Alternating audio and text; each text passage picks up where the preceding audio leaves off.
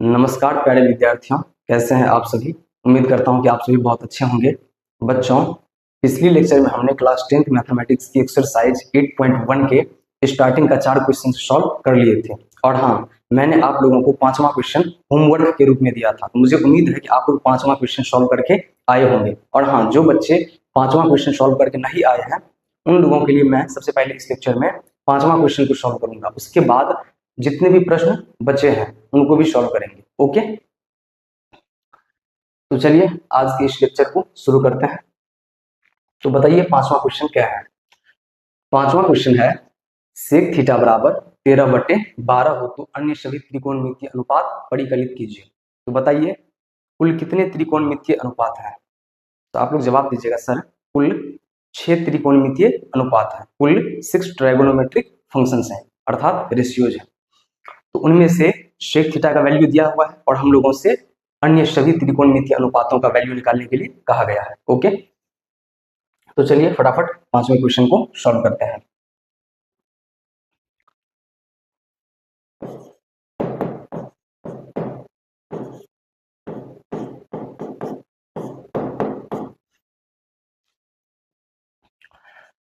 तो सबसे पहले लिखिए दिया है,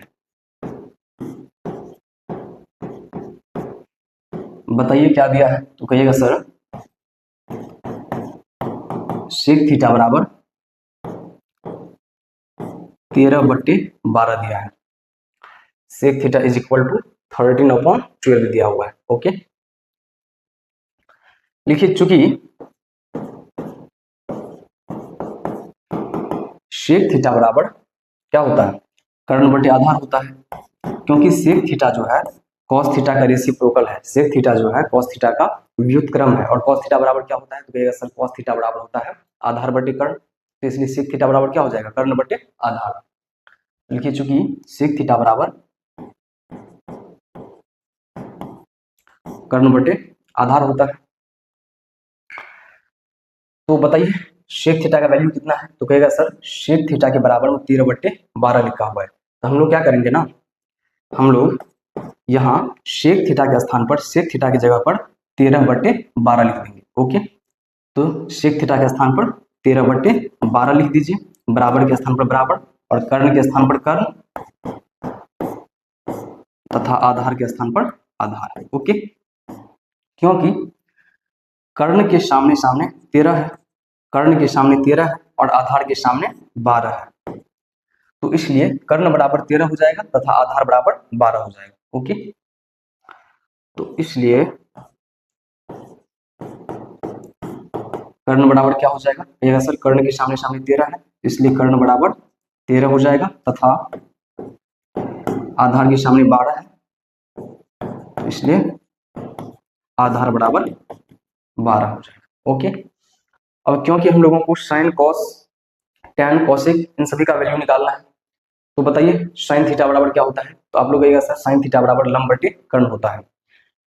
लेकिन हमारे पास कर्ण तथा आधार का वैल्यू दिया हुआ है, लंब का वैल्यू तो दिया ही नहीं है। तो सबसे पहले हम लोगों को पाइथागोरस प्रमेय से लंब का वैल्यू निकालना होगा। किसका वैल्यू निकालना होगा, लंब का, परपेंडिकुलर का। ओके, तो चलिए सबसे पहले हम लोग परपेंडिकुलर का वैल्यू निकाल लेते हैं पाइथागोरस प्रमेय का यूज करके। ओके, लिखिए चूंकि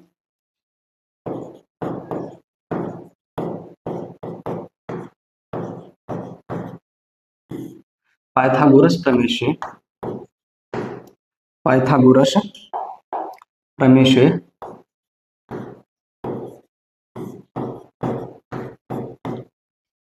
चूंकि पाइथागोरस प्रमेय से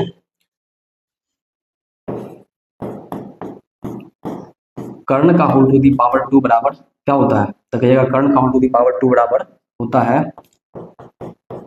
लंब का whole to the power 2 plus आधार का होल टू दी पावर 2। यही होता है ना, आप लोग बोलिएगा हाँ बिल्कुल। तो इसलिए बताइए कर्ण का वैल्यू कितना है, तो कहेगा सर कर्ण का वैल्यू 13 है, तो कर्ण के स्थान पर 13 रख दीजिए। क्योंकि कर्ण का होल टू दी पावर 2 है, इसलिए 13 का भी होल टू दी पावर 2 कर देंगे। ओके, बराबर बताइए लंब का वैल्यू कितना दिया हुआ है। तो आप लोग कहिएगा सर लंब का वैल्यू नहीं दिया है, हम लोगों को लंब का वैल्यू ही निकालना है। तो लंब के स्थान पर लंब ही लिख दीजिए,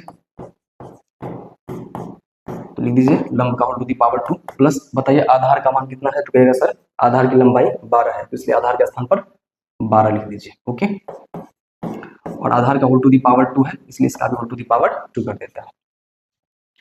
तो बताइए क्या हो जाएगा, कहेगा सर 13 को 2 बार गुना करिएगा, गुणनफल 169 आएगा, बराबर लंब का whole to the power 2 plus 12 को 2 बार गुना करिएगा, गुणनफल 144 आएगा।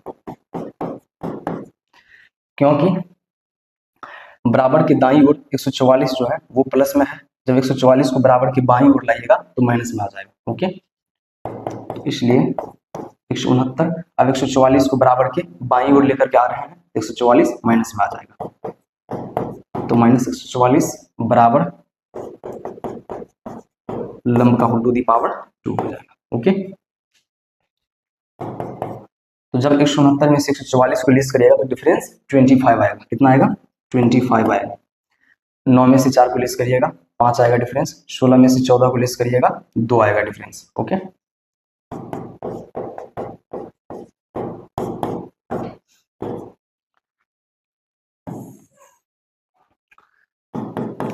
क्योंकि बराबर के दाईं ओर लंब का घात कितना है? 2 है। जब इस घात 2 को रिमूव करिएगा, हटाइएगा, तो बराबर के बाईं ओर स्क्वायर रूट लग जाएगा, इसलिए क्या हो जाएगा? इसलिए square root of 25 is equal to लंब, क्योंकि पावर 2 को हटा दिया है, इसलिए अब केवल लंब रह जाएगा। ओके, तो 25 को क्या लिख सकते हैं, बोलिए फटाफट। तो कहिएगा सर 25 को 5 इंटू 5 लिख सकते हैं, तो लिख दीजिए 5 इंटू 5 इज इक्वल टू लंब,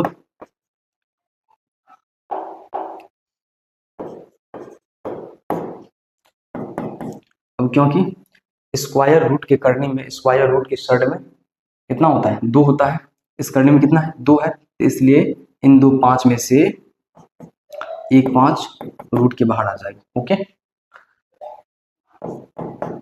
तो बताइए लंब का वैल्यू कितना आया? तो कहेगा सर लंब का वैल्यू जो है वो 5 प्राप्त हुआ।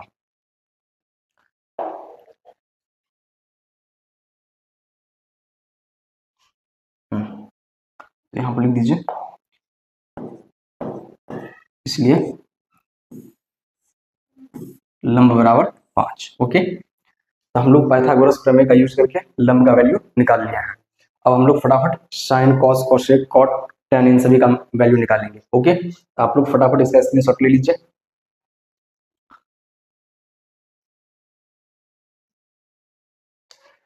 तो अब मैं इसे इरेज कर दे रहा हूं।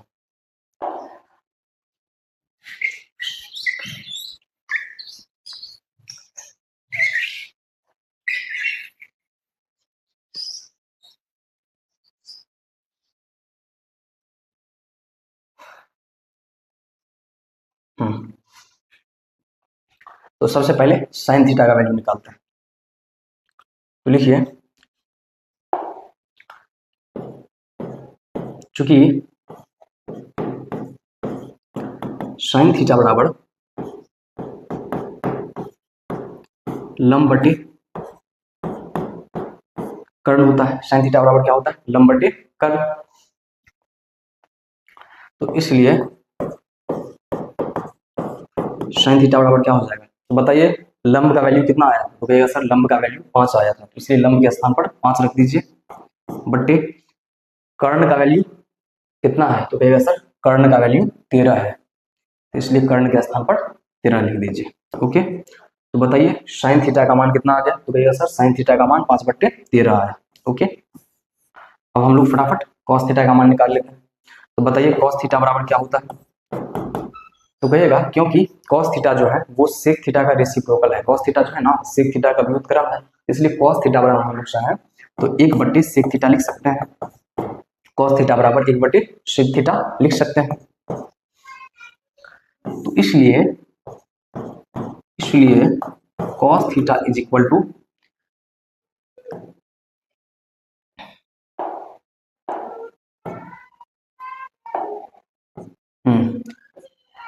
1 के स्थान पर 1 लिख दीजिए, 1 के स्थान पर 1 लिख दीजिए अपॉन, बताइए सेक थीटा का वैल्यू कितना है, तो सर सेक थीटा का वैल्यू 13/12 है, तो सेक थीटा के स्थान पर 13/12 लिख दीजिए। तो इसलिए cos थीटा बराबर, ये 12 जो है ऊपर 1 के गुना में चला जाएगा, तो जब 1 के साथ 12 का गुना होगा तो गुणनफल 12 आएगा तथा बट्टे में 13 रह जाएगा। ओके, तो बताइए cos थीटा का वैल्यू कितना आया, तो कहेगा सर cos थीटा का वैल्यू 12/13 प्राप्त हुआ। ओके, अब हम लोग tan थीटा का मान निकाल लेते हैं, तो बताइए tan थीटा बराबर क्या होता है, तो कहिएगा सर tan थीटा बराबर लंब बट्टे आधार होता है, तो लिख दीजिए tan थीटा बराबर लंब बट्टे आधार। तो इसलिए tan थीटा बराबर क्या हो जाएगा, तो कहिएगा सर लंब का वैल्यू 5 आया था, तो लंब के स्थान पर 5 रख दीजिए अपॉन आधार का वैल्यू कितना है, तो कहिएगा सर आधार का वैल्यू 12 है, ये 12 किसका वैल्यू है, ये 12 आधार का वैल्यू है, तो आधार के स्थान पर 12 रख दीजिए। ओके, बताइए tan थीटा का वैल्यू कितना आया, तो कहिएगा सर tan थीटा का वैल्यू 5/12 आया। अब हम लोग cosec थीटा का वैल्यू निकाल लेते हैं, तो बताइए cosec थीटा बराबर क्या होता है, आप लोग कहिएगा सर क्योंकि cosec थीटा जो है sin थीटा का रेसिप्रोकल है, व्युत्क्रम है, इसलिए cosec थीटा बराबर 1/sin थीटा लिख सकते हैं। ओके, तो इसलिए cosec थीटा बराबर क्या हो जाएगा, 1 के स्थान पर 1 लिख दीजिए अपॉन sin थीटा का वैल्यू कितना निकाले हुए थे, तो कहिएगा सर sin थीटा का वैल्यू 5/13 आया था, तो sin थीटा का स्थान पर 5/13 लिख दीजिए। ये 13 जो है ऊपर 1 के गुना में चला जाएगा, तो इसलिए cosec थीटा बराबर ये 13 जो है ऊपर 1 के गुना में चला जाएगा, तो जब 13 का गुना 1 के साथ करिएगा तो गुणनफल 13 आएगा और बट्टे में 5 रह जाएगा। ओके, तो cosec थीटा का वैल्यू 13/5 आया। अब हम लोग लास्ट में cot थीटा का वैल्यू निकाल लेते हैं,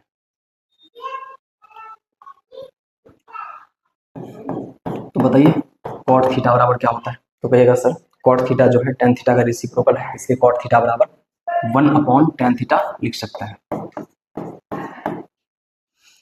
तो इसलिए cot थीटा बराबर 1 के स्थान पर 1 लिख दीजिए, tan थीटा का मान कितना है, तो कहिएगा सर tan थीटा का मान 5/12 है, तो tan थीटा का स्थान पर 5/12 लिख दीजिए। अब ये 12 जो है ऊपर में 1 के गुना में चला जाएगा, तो इसलिए cot थीटा बराबर क्या हो जाएगा, तो कहिएगा cot थीटा बराबर हो जाएगा 12, हाँ तो 12 जो है ऊपर 1 के गुना में चला जाएगा, 1 के साथ जब 12 का गुना करिएगा तो गुणनफल 12 आएगा अपॉन 5, तो cot थीटा का वैल्यू 5/12 आया।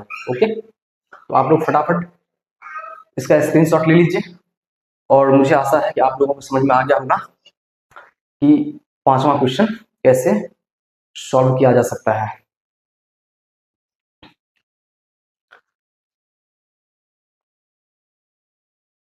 तो चलिए अब हम लोग 6ठे क्वेश्चन की तरफ आगे बढ़ते हैं। ओके,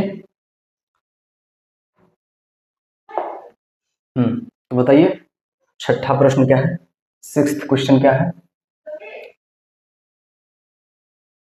ये रहा अपना 6ठा क्वेश्चन। 6ठा क्वेश्चन है यदि एंगल ए और एंगल बी न्यून कोण हो जहां cos ए बराबर cos बी, दिखाइए कि एंगल ए बराबर एंगल बी। देखिए सबसे पहले हम लोग एक समकोण त्रिभुज बना लेते हैं। ओके, सबसे पहले हम लोग एक समकोण त्रिभुज बना लेते हैं, राइट एंगल ट्रायंगल बना लेते हैं, उसके बाद हम लोग त्रिभुज के माध्यम से क्वेश्चन को समझेंगे। ओके,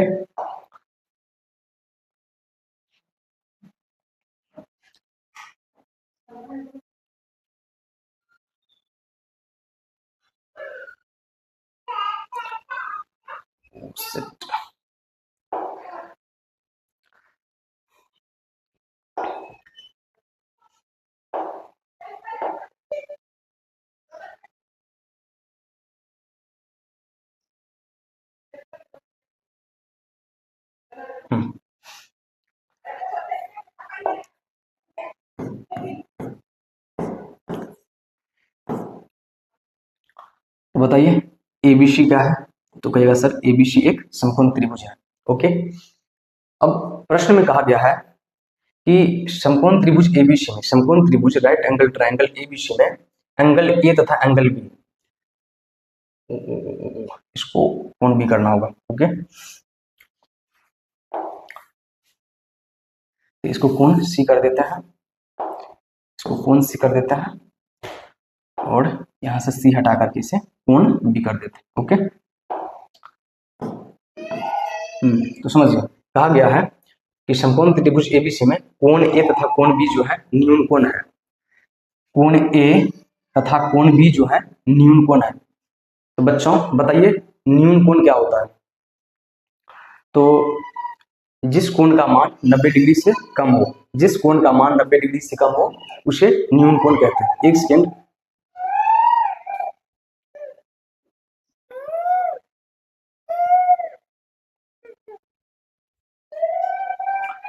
तो बताइए न्यून कोण क्या होता है? तो कहिएगा जिस कोण का मान 90 डिग्री से कम हो उसे न्यून कोण कहते हैं। तो कहने का अर्थ यह है कि इस समकोण त्रिभुज में कोण ए तथा कोण बी का वैल्यू जो है वो 90 डिग्री से कम है, समझ रहे हैं ना। और हाँ, cos ए जो है cos बी के बराबर है, cos ए cos बी के बराबर है। तो हम लोगों को सिद्ध करना है एंगल ए बराबर एंगल बी, हम लोगों को प्रूव करके दिखाना है कि ये कोण ए जो है कोण बी के बराबर है। तो चलिए छठे क्वेश्चन को सॉल्व करते हैं फटाफट।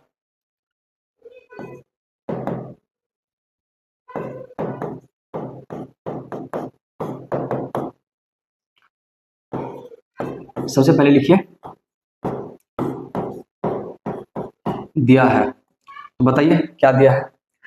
तो कहिएगा सर दिया है समकोण त्रिभुज एबीसी में कोण ए तथा कोण बी जो है न्यून कोण है। तो लिख दीजिए दिया है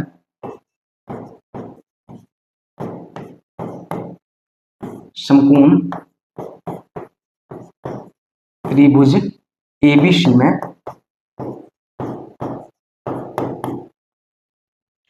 कोण ए एंगल ए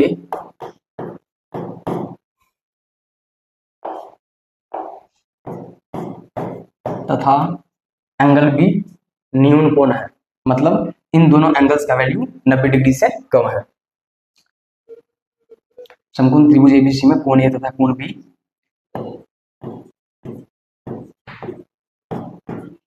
न्यून कोण है तथा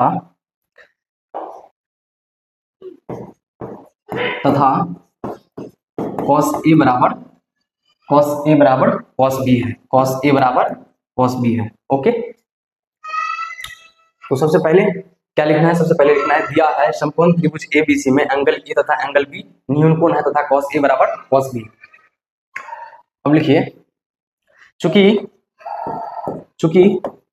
cos ए बराबर cos बी दिया है, cos ए बराबर cos बी दिया है, तो बताइए cos ए बराबर क्या होता है? किसी भी समकोण त्रिभुज में cos थीटा बराबर क्या होता है? तो कहिएगा cos थीटा बराबर होता है आधार बटे कर्ण। तो बताइए इस समकोण त्रिभुज में cos ए बराबर क्या हो जाएगा? तो कहिएगा सर कोण ए के सामने का भुजा बीसी भुजा है, कोण ए के सामने का भुजा बीसी भुजा है, तो कोण ए के अनुसार बीसी लंब हो जाएगा तथा ये AC क्या हो जाएगा? आधार हो जाएगा। और क्योंकि cos ए बराबर आधार बटे कर्ण होता है तो इसलिए इस समकोण त्रिभुज में cos ए बराबर क्या हो जाएगा? तो कहिएगा सर कोण ए के अनुसार आधार AC है, कोण ए के अनुसार आधार AC है, तो आधार के स्थान पर AC लिख दीजिए अपॉन, बताइए कर्ण क्या है? तो कहेगा सर कर्ण AB है, तो कर्ण के स्थान पर AB लिख दीजिए। Okay, is equal to cos B। अब हम लोगों को B के अनुसार देखना है कि B के अनुसार इन दोनों में से कौन सी भुजा आधार होगी। तो क्योंकि B के जस्ट सामने का भुजा AC भुजा है तो B के अनुसार AC भुजा लंब हो जाएगी, समझ रहे हैं ना। और ये लंब होगा तो ये क्या हो जाएगा? आधार होगा। तो कोण B के अनुसार BC भुजा क्या है? कोण B के अनुसार BC भुजा आधार है, तो इसलिए आधार के स्थान पर BC रख दीजिए अपॉन कर्ण क्या है? कर्ण तो फिक्स ही रहता है, इसलिए कर्ण के स्थान पर AB लिख दीजिए। अब हम लोग क्या देख रहे हैं? हम लोग देख रहे हैं कि बराबर के दोनों तरफ दोनों ही भिन्न का डिनोमिनेटर्स समान है, दोनों ही भिन्न का हर क्या है? समान है, तो इसलिए हर को कैंसिल आउट कर दे रहे हैं। ओके, तो इसलिए AC बराबर BC हो जाएगा। ओके, अब क्योंकि क्योंकि इस समकोण त्रिभुज में संगत भुजाएं समान है। भाई AC भुजा और ये BC भुजा क्या है, तो कहिएगा दो संगत भुजाएं। AC तथा BC भुजा जो है दो संगत भुजाएं हैं। हम लोग क्या देख रहे हैं, AC जो है BC के बराबर है, अर्थात ये दोनों संगत भुजाएं समान है। तो आप लोग क्लास 9th में एक थ्योरम पढ़े होंगे कि यदि किसी त्रिभुज के संगत भुजाएं समान हों तो उनके सामने का कोण भी क्या होता है, समान होता है। उनके सामने का कोण भी क्या होता है, समान होता है। तो इसलिए क्या हो जाएगा, तो कहेगा सर AC भुजा के सामने का कोण B है, AC भुजा के सामने का कोण B है, तथा BC भुजा के सामने का कोण A है। तो क्योंकि AC भुजा तथा BC भुजा बराबर है, इसलिए कोण B भी कोण A के बराबर हो जाएगा। समझ रहे हैं ना, इसलिए कोण B कोण A के बराबर हो जाएगा। और यहां पर लिख दीजिए ब्रैकेट में, चूंकि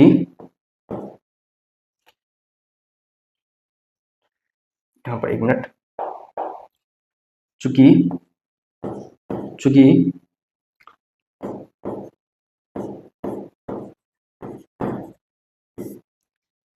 त्रिभुज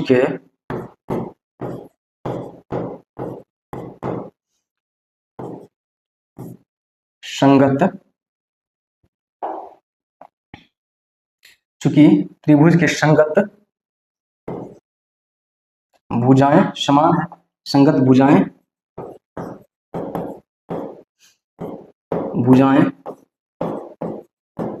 समान है, इसलिए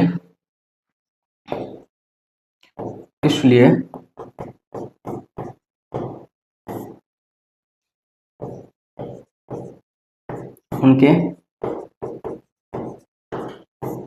सामने स्थित कोण भी क्या हो जाएगा, सामने स्थित कोण भी समान होगा। ओके, सामने स्थित कोण भी समान होगा। ओके,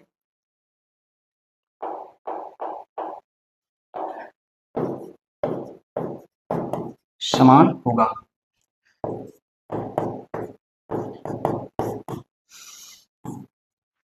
अब हम लोग चाहें तो कोण A को पहले तथा कोण B को बाद में लिख सकता है, और यही हम लोगों को सिद्ध करके प्रूव करके दिखाना था। ओके, तो आई होप आप लोगों को समझ में आ गया होगा कि मैंने छठा क्वेश्चन को कैसे सॉल्व किया है। तो फटाफट आप लोग इसका स्क्रीनशॉट ले लीजिए। अब हम लोग 7वें क्वेश्चन की तरफ आगे बढ़ेंगे।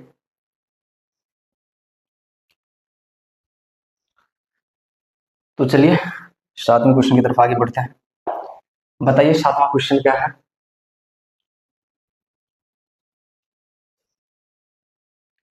7वां क्वेश्चन है, यदि cot थीटा बराबर 7/8 है तो 1 + sin theta into 1 - sin theta upon 1 + cos theta into 1 - cos theta का वैल्यू निकालिए। तथा दूसरा क्वेश्चन है cot स्क्वायर थीटा का मान निकालिए।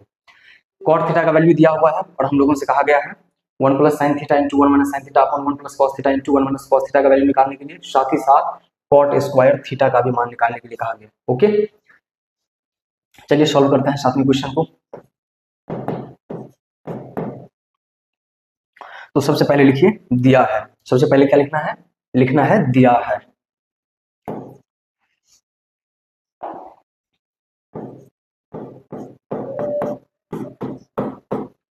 तो लिखिए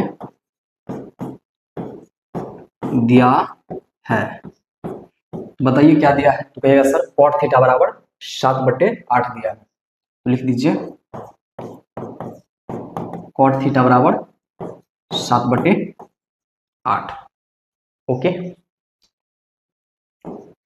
तो इसलिए cot थीटा बराबर क्या हो जाएगा, बताइए cot थीटा बराबर क्या होता है। तो आप लोग कहिएगा सर cot थीटा बराबर होता है आधार बटे लंब, क्योंकि cot थीटा जो है tan थीटा का रेसिप्रोकल है। cot थीटा जो है tan थीटा का व्युत्क्रम है, और tan थीटा बराबर होता है लंब बटे आधार। तो इसलिए cot थीटा बराबर हो जाएगा आधार बटे लंब।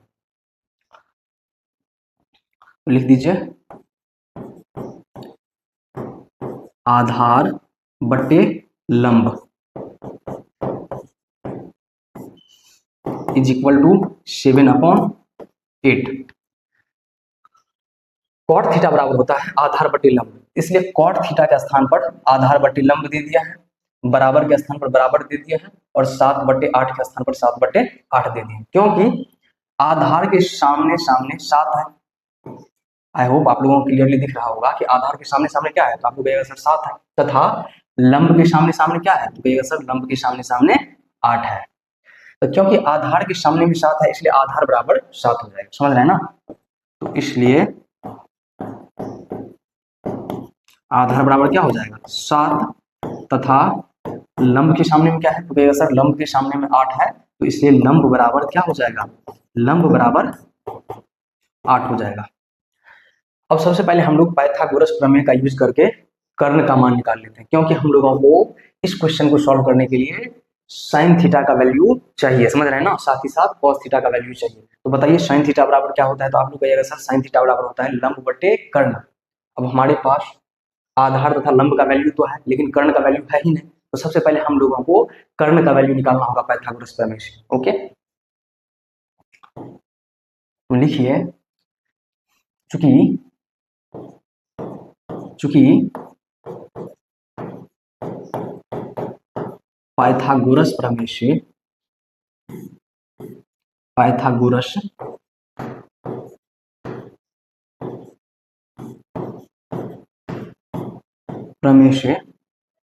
बताइए कर्ण का होल टू दी पावर 2 बराबर क्या होता है, तो कहिएगा पाइथागोरस प्रमेय के अकॉर्डिंग कर्ण का होल टू दी पावर 2 बराबर होता है लंब का whole to the power 2 plus आधार का होल टू दी पावर 2, यही होता है ना। तो आप लोग बोलिएगा हाँ बिल्कुल। तो इसलिए बताइए कर्ण का वैल्यू कितना दिया हुआ है, तो आप लोग कहिएगा सर कर्ण का वैल्यू तो निकालना है, कर्ण का वैल्यू नहीं दिया है, तो कर्ण के स्थान पर कर्ण ही लिख देते हैं। तो लिख दीजिए कर्ण का whole to the power 2 is equal to, बताइए लंब का वैल्यू कितना दिया हुआ है, तो आप लोग कहिएगा सर लंब की लंबाई 8 दिया हुआ है, तो लंब के स्थान पर 8 लिख दीजिए, क्योंकि लंब का होल टू दी पावर 2 है, इसलिए 8 का भी होल टू दी पावर 2 कर देते हैं। प्लस बताइए आधार का वैल्यू कितना दिया हुआ है, तो आप लोग कहिएगा सर आधार का वैल्यू 7 दिया है, इसलिए आधार के स्थान पर 7 लिख दीजिए। तो चलिए आधार के स्थान पर 7 लिख देते हैं, क्योंकि आधार का होल टू दी पावर 2 भी आधार का भी होल टू दी पावर 2 दिया है, इसलिए इसका भी होल टू दी पावर 2 कर देते हैं। ओके, तो बताइए क्या हो जाएगा, तो कहिएगा सर हो जाएगा कर्ण का whole to the power 2 is equal to, जब 8 को 2 बार गुना करिएगा तो गुणनफल 64 आएगा, प्लस 7 को 2 बार गुना करिएगा तो गुणनफल 49 आएगा। तो इसलिए कर्ण का whole to the power 2 is equal to क्या हो जाएगा, तो कहिएगा कर्ण का होल टू दी पावर 2 बराबर हो जाएगा, बताइए 64 और 49 को जोड़िएगा तो योगफल कितना आएगा, तो कहिएगा सर 9 4 13 का 3 कैरी 1 6 4 10 1 11 9 4 13 का 3 कैरी 1 6 4 10 और 1 11, तो बताइए योगफल कितना आ गया, तो कहिएगा सर 113 आ गया। तो इसलिए क्योंकि बराबर के बाईं ओर कर्ण का होल टू दी पावर 2 है, अर्थात कर्ण का घात 2 है, जब घात 2 को हटाइएगा तो बराबर के दाईं ओर स्क्वायर रूट लग जाएगा, वर्ग मूल लग जाएगा, तो इसलिए कर्ण बराबर क्या हो जाएगा, तो कहिएगा कर्ण बराबर हो जाएगा स्क्वायर रूट ऑफ 113। तो बताइए कर्ण का वैल्यू कितना आया, तो कहिएगा सर कर्ण का वैल्यू अंडर रूट 113 प्राप्त हुआ। ओके, तो आप लोग फटाफट इसका स्क्रीनशॉट ले लीजिए, और हाँ बच्चों आप लोगों को बोर्ड एग्जाम में इस क्वेश्चन को ऐसे ही सॉल्व करना है। ओके, अगर ये क्वेश्चन आ जाए बोर्ड एग्जाम में तो ऐसे ही सॉल्व करना है, हूबहू ऐसा ही सॉल्व करना है।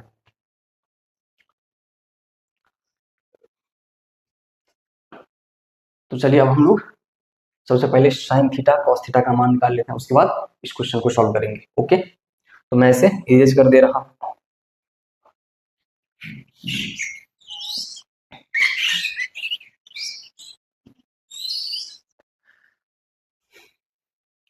तो बताइए साइन थीटा बराबर क्या होता है,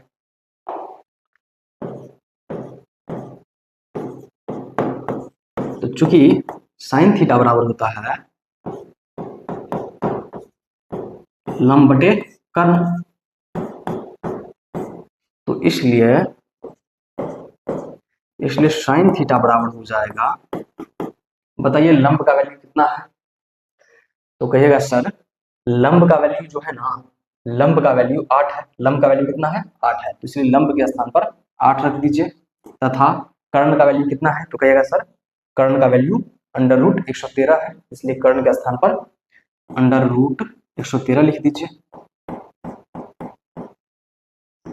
ओके।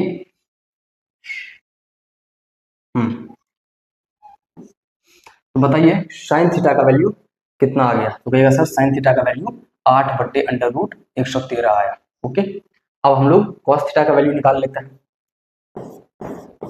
तो बताइए कॉस थीटा बराबर क्या होता है, तो कहिएगा सर कॉस थीटा बराबर आधार बट्टे कर्ण होता है। क्या होता है? आधार बट्टे कर्ण, आधार बट्टे कर्ण। ओके। तो इसलिए कॉस थीटा बराबर क्या हो जाएगा, तो कहिएगा सर आधार का मान जो है वो 7 है। आधार का मान कितना है? 7 है, तो इसलिए आधार के स्थान पर 7 लिख दीजिए बट्टे, बताइए कर्ण का वैल्यू कितना है, तो कहेगा सर कर्ण का वैल्यू अंडर रूट 113 है, इसलिए कर्ण के स्थान पर अंडर रूट 113 लिख दीजिए। ओके। तो बताइए cos थीटा का वैल्यू कितना आया, तो कहेगा सर cos थीटा का वैल्यू 7 बट्टे अंडर रूट 113 आया। ओके। तो अब हम लोग फर्स्ट क्वेश्चन को सॉल्व कर लेते हैं। ओके। तो इसे मैं इरेज कर दे रहा हूं।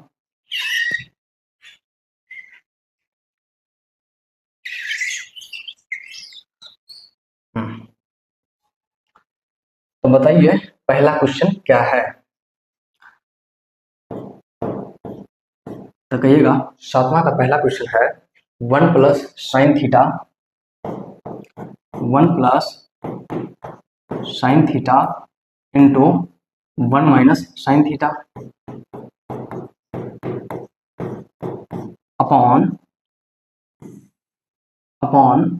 1 plus cos theta into 1 minus cos theta, 1 minus cos theta. बच्चों आप लोगों को ये 1 plus sine theta into 1 minus sine theta जो है वो किस फॉर्मूला के रूप में दिख रहा है, बताइए। तो आप लोग कहिएगा सर ये जो 1 plus sine theta into 1 minus sine theta है ये a plus B into A minus B के रूप में है। ये जो 1 plus sine theta into 1 minus sine theta है ये a plus B into A minus B के रूप में है। तो बताइए a plus B into A minus B बराबर क्या होता है, तो आप लोग कहिएगा sir a plus B into A minus B बराबर ए स्क्वायर माइनस बी स्क्वायर होता है। तो यहाँ पर जो है ना, यहाँ पर a के स्थान पर 1 है और b के स्थान पर साइन थीटा है। a के स्थान पर कितना है, तो कहिएगा सर a के स्थान पर 1 है और b के स्थान पर साइन थीटा है। तो आप लोग ऐसे देखिए ना, ये 1 जो है a के स्थान पर है, प्लस के स्थान पर प्लस लिख दीजिए, साइन थीटा जो है b के स्थान पर है। अच्छा बताइए 1 किसके स्थान पर है, तो कहिएगा सर 1 a के स्थान पर है, माइनस के स्थान पर माइनस लगा दीजिए और ये साइन थीटा जो है b के स्थान पर है। तो बताइए 1 plus sine theta into 1 minus sine theta जो है वो a plus B into A minus B की तरह दिख रहा है कि नहीं दिख रहा है, तो आप लोग बोलेगा हाँ बिल्कुल। तो बताइए a plus B into A minus B बराबर क्या होता है, तो कहेगा sir a plus B into A minus B बराबर होता है A square minus B square. तो इसलिए 1 plus sine theta into 1 minus sine theta बराबर हो जाएगा 1 का whole to the power 2 minus sine theta का होल टू दी पावर 2, क्योंकि 1 जो है a के स्थान पर है इसलिए 1 का होल टू दी पावर 2 कर दिए, माइनस साइन थीटा जो है b के स्थान पर है इसलिए साइन थीटा का होल टू दी पावर 2 कर दिए। इसी प्रकार बताइए 1 plus cos theta into 1 minus cos theta बराबर क्या हो जाएगा, क्योंकि ये दोनों भी a plus B into A minus B के रूप में है, तो इसलिए इसको भी इस तरह से लिखा जा सकता है। कैसे, तो कहेगा सर 1 का whole to the power 2 minus cos theta का whole to the power 2, cos theta का whole to the power 2। Okay. तो अब मैं इसे इरेज कर दे रहा हूं, समझने के लिए लिखे हुए थे या फिर रहने दीजिए कोई दिक्कत नहीं। ओके चलिए, तो बताइए क्या हो जाएगा। अब मैं इसे बार बार नहीं लिखूंगा, ओके, स्पेस थोड़ा कम है इसलिए अब मैं इसे सॉल्व कर रहा हूँ। ओके, बताइए 1 को 2 बार गुना करिएगा तो गुणनफल कितना आएगा, तो कहिएगा सर 1 आएगा, माइनस साइन थीटा को 2 बार गुना करिएगा तो गुणनफल साइन स्क्वायर थीटा होगा, बट्टे फिर से 1 को 2 बार गुना करिएगा तो गुणनफल 1 होगा, माइनस कॉस थीटा को 2 बार गुना करिएगा तो गुणनफल क्या हो जाएगा, कॉस स्क्वायर थीटा हो जाएगा। क्योंकि 1 माइनस साइन स्क्वायर थीटा बराबर कॉस स्क्वायर थीटा होता है और 1 माइनस कॉस स्क्वायर थीटा बराबर साइन स्क्वायर थीटा होता है, तो हम लोग चाहें तो 1 माइनस साइन स्क्वायर थीटा के स्थान पर कॉस स्क्वायर थीटा लिख सकते हैं तथा 1 माइनस कॉस स्क्वायर थीटा के स्थान पर साइन स्क्वायर थीटा लिख सकते हैं। लेकिन क्या है ना, ये क्वेश्चन जो है प्रश्नावली 8.1 का है और अभी तक हम लोग ये फॉर्मूला वगैरह नहीं पढ़े हैं, अभी तक हम लोग 1 माइनस साइन स्क्वायर थीटा बराबर कॉस स्क्वायर थीटा पढ़े नहीं है, तो फिर हम लोगों को कैसे पता होगा कि 1 माइनस साइन स्क्वायर थीटा बराबर कॉस स्क्वायर थीटा होता है या फिर नहीं होता है।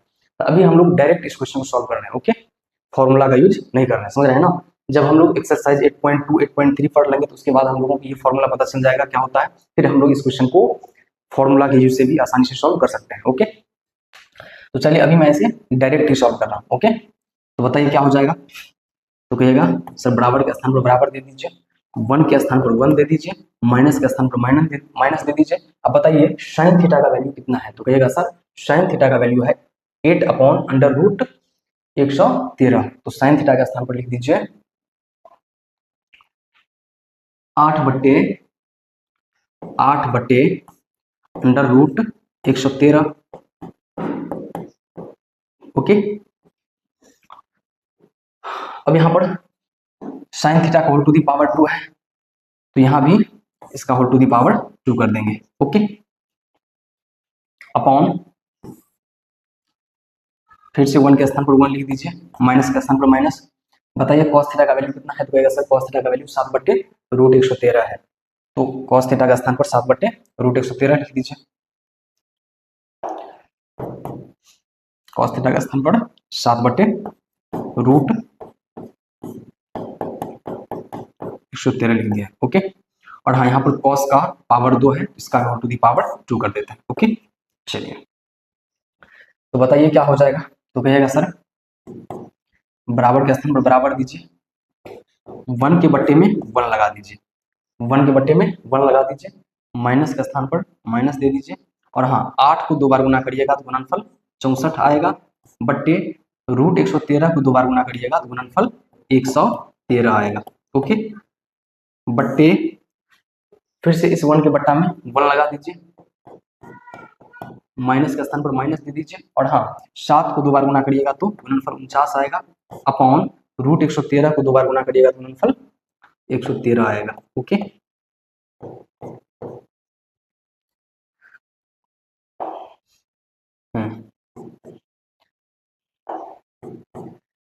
अब मैं इसे इधर सॉल्व कर ले रहा हूं, तो मैं इसे इरेज कर दे रहा हूं।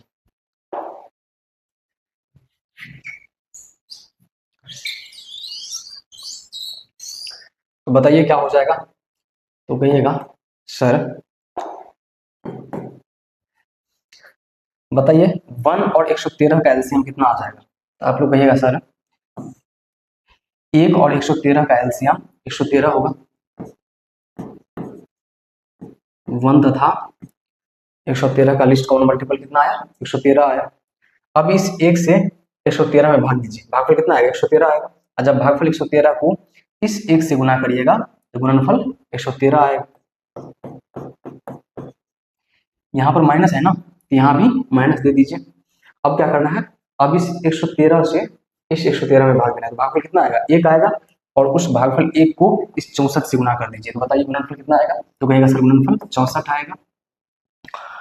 हाँ, उसके बाद क्या हो जाएगा बोलिए, तो कहेगा फिर से इस 1 और इस 113 का लिस्ट कॉमन मल्टीपल ले लीजिए, तो बताइए फिर से एलसीएम कितना आएगा, तो कहेगा सर फिर से एलसीएम 113 आएगा। ओके, अब क्या करना है, इस 1 से इस 113 में भाग देना है, भागफल कितना आएगा, 113 आएगा, 113 को इस 1 से गुना करिएगा तो गुणनफल 113 आएगा। ओके, माइनस अब इस 113 से इस 113 में भाग दीजिए, भागफल 1 आएगा, 1 को 49 से गुना करिएगा तो गुणनफल 49 आएगा। ओके,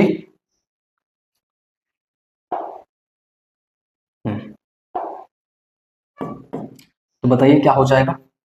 तो कहिएगा सर 113 में से 64 को लेस करिएगा, तो क्या है ना 13 में से 4 को लेस करिएगा, अंतर 9 आएगा। ओके, 10 में से 6 को लेस करिएगा, कितना आ जाएगा अंतर, 4 आ जाएगा। 13 में से 4 को लेस किया, अंतर 9 आ गया। 10 में से 6 को लेस किया, अंतर 4 आ गया। तो 113 में से जब 64 को लेस करिएगा तो अंतर कितना आ जाएगा, 49 आ जाएगा। ओके, अपॉन में कितना है 113, तो 113 लिख लीजिए। अपॉन बताइए 113 में से 49 को लेस करिएगा तो कितना आ जाएगा डिफरेंस। तो कहिएगा 13 में से 9 को लेस करिएगा तो अंतर 4 आएगा, तथा 10 में से 4 को लेस करिएगा तो अंतर 6 आएगा। तो 113 में से 49 को घटाने पर अंतर 64 आ गया। अपॉन 113 के स्थान पर 113 लिख दीजिए। ओके, तो बताइए क्या हो जाएगा। तो कहिएगा सर सबसे पहले तो दोनों ही भिन्न का डिनोमिनेटर सेम है, इसलिए डिनोमिनेटर को डिनोमिनेटर से कैंसिल आउट कर दीजिए। तो 113 को 113 से कैंसिल आउट कर दिए। तो बताइए ऊपर में क्या रह गया। तो कहिएगा ऊपर में 49 रह गया और नीचे में 64। तो बताइए पहला क्वेश्चन का आंसर कितना आया। तो कहिएगा सर पहला क्वेश्चन को सॉल्व करने पर आंसर 49/64 प्राप्त हुआ। ओके, तो यही क्या है, यही आंसर है। तो हम लोग यहाँ फॉर्मूला भी अप्लाई कर सकते थे, लेकिन अभी तक हम लोग फॉर्मूला वगैरह नहीं पढ़े हैं, इसलिए इस क्वेश्चन को डायरेक्ट सॉल्व किया है, डायरेक्ट वैल्यू रख करके कैलकुलेट किया है। ओके, तो आप लोग इसका स्क्रीनशॉट ले लीजिए। अब हम लोग दूसरे क्वेश्चन को सॉल्व करेंगे।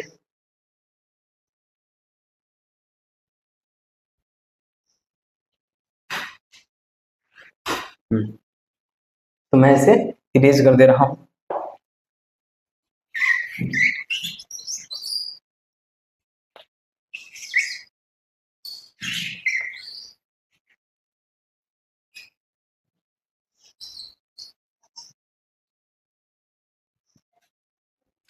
तो बताइए दूसरा क्वेश्चन क्या है, 7वां का दूसरा क्वेश्चन क्या है। तो कहिएगा सर दूसरा क्वेश्चन है कॉट स्क्वायर, क्या है, कॉट स्क्वायर थीटा। मतलब हम लोगों से कॉट स्क्वायर थीटा का वैल्यू निकालने के लिए कहा गया है। तो चलिए फटाफट इसका भी वैल्यू निकाल देते हैं। तो बताइए कॉट स्क्वायर थीटा को क्या लिख सकते हैं। तो आप लोग कहिएगा सर कॉट स्क्वायर थीटा को लिख सकते हैं कॉट थीटा का होल टू दी पावर 2। और हाँ इसे कॉट थीटा बराबर हम लोग क्या लिख सकते हैं, बोलिए फटाफट। तो कहेगा सर कॉट थीटा का वैल्यू 7/8 दिया हुआ है। कॉट थीटा का वैल्यू कितना दिया हुआ है, 7/8 दिया हुआ है। तो इसलिए कॉट थीटा के स्थान पर 7/8 लिख दीजिए। तो चलिए कॉट थीटा के स्थान पर 7/8 लिख देते हैं, और यहाँ पर कॉट थीटा का होल टू दी पावर 2 है, इसलिए इसका होल टू दी पावर 2 कर देते हैं। ओके, अब क्या है कि 7/8 को जब 2 बार गुना करिएगा तो गुणनफल 49/64 आएगा ना, सॉरी 49/64 आएगा। हाँ, क्योंकि 7 को 2 बार गुना करिएगा गुणनफल 49 आएगा, 8 को 2 बार गुना करिएगा गुणनफल 64 आएगा। तो बताइए कॉट स्क्वायर थीटा का भी वैल्यू कितना आया। तो कहिएगा सर कॉट स्क्वायर थीटा का भी वैल्यू 49/64 ही आया। ओके, हम लोग क्या बोल सकते हैं, हम लोग बोल सकते हैं कि सर इसका भी वैल्यू 49/64 ही आया था, तथा इसका भी वैल्यू 49/64 ही आया है। क्योंकि इन दोनों का वैल्यू सेम आया है, इसलिए हम लोग बोल सकते हैं कि इतना बराबर इतना होगा, समझ रहे हैं ना। अर्थात अर्थात 1 plus sine theta into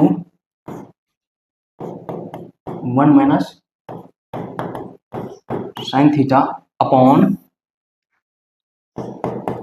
1 plus cos theta into 1 minus cos theta बराबर क्या होगा, बराबर कॉट स्क्वायर थीटा हो जाएगा। क्योंकि इन दोनों का वैल्यू सेम आया, इन दोनों का वैल्यू इक्वल आया है, इसलिए ये दोनों एक्सप्रेशन भी क्या हो जाएगा, समान हो जाएगा। आप लोग चाहें तो डायरेक्ट इसको याद रख सकते हैं, आगे काम आएगा। ओके, तो आप लोग इसे भी नोट डाउन कर लें।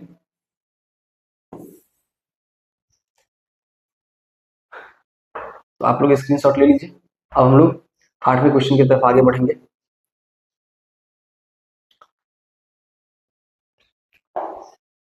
तो बताइए 8वां क्वेश्चन क्या है।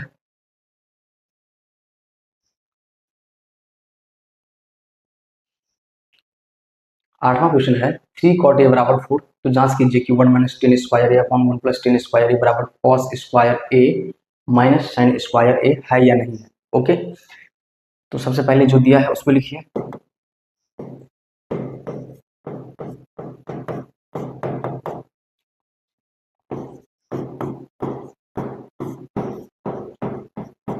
दिया है 3 cot a बराबर 4। 3 cot a बराबर कितना दिया है, तो कहेगा सर 3 cot a बराबर 4 दिया है, क्योंकि बराबर के बाईं ओर ये 3 जो है cot a के साथ गुना है। जब 3 को बराबर के दाईं ओर ले जाइएगा तो 4 के हर में चला जाएगा। ओके, तो इसलिए cot a बराबर क्या हो जाएगा, कहेगा 4/3 हो जाएगा। तो इसलिए बताइए cot a बराबर क्या होता है, तो कहेगा सर cot a बराबर होता है आधार बट्टे लंब। इसलिए हो जाएगा आधार बट्टे लंब, क्योंकि cot a बराबर आधार बट्टे लंब होता है, इसलिए cot a के स्थान पर आधार बट्टे लंब लिख दिए, बराबर के स्थान पर बराबर, 4/3 के स्थान पर 4/3, क्योंकि आधार के सामने सामने 4 है इसलिए आधार बराबर 4 हो जाएगा, और लंब के सामने सामने 3 है इसलिए लंब बराबर 3 हो जाएगा। तो इसलिए आधार बराबर क्या हो जाएगा, तो कहिएगा सर आधार बराबर 4 हो जाएगा तथा लंब बराबर 3 हो जाएगा। ओके, क्योंकि हम लोगों को चेक करने के लिए कॉस तथा साइन का भी वैल्यू चाहिए, और कॉस थीटा बराबर क्या होता है या फिर कॉस ए बराबर क्या होता है, तो आपको कहेगा सर कॉस ए बराबर होता है आधार बट्टे कर्ण। अब हमारे पास आधार का वैल्यू तो है लेकिन कर्ण का वैल्यू है ही नहीं, तो सबसे पहले हम लोगों को पाइथागोरस प्रमेय से कर्ण का वैल्यू निकालना होगा। ओके, तो चलिए हम लोग पाइथागोरस प्रमेय से सबसे पहले कर्ण का वैल्यू निकालते हैं। तो लिखिए चूंकि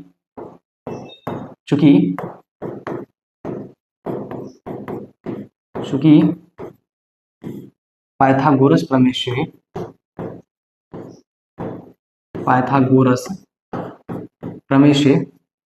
चूंकि पाइथागोरस प्रमेय से कर्ण का whole to the power 2 is equal to क्या होता है, तो आप लोग कहेगा सर कर्ण का होल टू दी पावर 2 बराबर होता है लंब का whole to the power 2 plus आधार का होल टू दी पावर 2, यही होता है। आप लोग बोलेगा हाँ, तो इसलिए क्योंकि इसी का मान निकालना है तो इसके स्थान पर इसी को लिख दीजिए। तो कर्ण का whole to the power 2 is equal to, बताइए लंब का वैल्यू कितना है, तो कहेगा सर लंब का वैल्यू 3 है, इसलिए लंब के स्थान पर 3 लिख दीजिए, क्योंकि लंब का होल टू दी पावर 2 है तो इसलिए इसका भी होल टू दी पावर 2 कर दीजिए, प्लस आधार का वैल्यू कितना है, तो कहेगा सर आधार का मान 4 है, इसलिए आधार के स्थान पर 4 लिख दीजिए, क्योंकि यहाँ इसका होल टू दी पावर 2 है, इसका होल टू दी पावर 2 कर दीजिए। ओके, तो बताइए क्या हो जाएगा, तो कहेगा सर कर्ण का होल टू दी पावर 2 बराबर 3 को 2 बार गुना करिए गुणनफल 9 आएगा, प्लस 4 को 2 बार गुना करिए गुणनफल 16 आएगा। ओके, तो क्या हो जाएगा कर्ण का whole to the power 2 is equal to 16 में 9 जोड़िए, तो कहेगा सर 16 में 9 जोड़ने पर योगफल 25 आएगा, और हाँ बराबर के बाईं ओर कर्ण का होल टू दी पावर 2 है, जब पावर 2 को हटाइएगा उधर स्क्वायर रूट लग जाएगा, तो इसलिए कर्ण बराबर क्या हो जाएगा, तो कहेगा सर कर्ण बराबर हो जाएगा स्क्वायर रूट ऑफ 25, क्योंकि 25 का वर्गमूल 5 होता है, तो इसलिए कर्ण बराबर 5 हो जाएगा। तो बताइए कर्ण का वैल्यू कितना आया, तो कहेगा सर कर्ण का वैल्यू 5 आया, और हाँ 3, 4 तथा 5 एक ट्रिपलेट भी है। ओके, तो आप लोग डायरेक्ट भी से याद रख सकते हैं। तो बताइए कर्ण का मान कितना है, तो कहेगा सर कर्ण का मान 5 आया। अब हम लोग फटाफट 1 माइनस टेन स्क्वायर ए अपॉन 1 प्लस टेन स्क्वायर ए का मान निकालेंगे, उसके बाद कॉस स्क्वायर ए माइनस साइन स्क्वायर ए का भी वैल्यू निकालेंगे, देखेंगे दोनों का वैल्यू बराबर है या फिर नहीं है। तो आप लोग इसका स्क्रीनशॉट ले लीजिए, क्योंकि मैं इसे इरेज कर दूंगा। तो अब मैं इसे इरेज कर दे रहा हूं।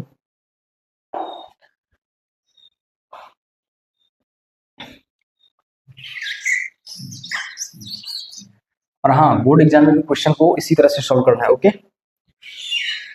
ये प्रॉपर मेथड है, समझ रहे हैं ना। तो बताइए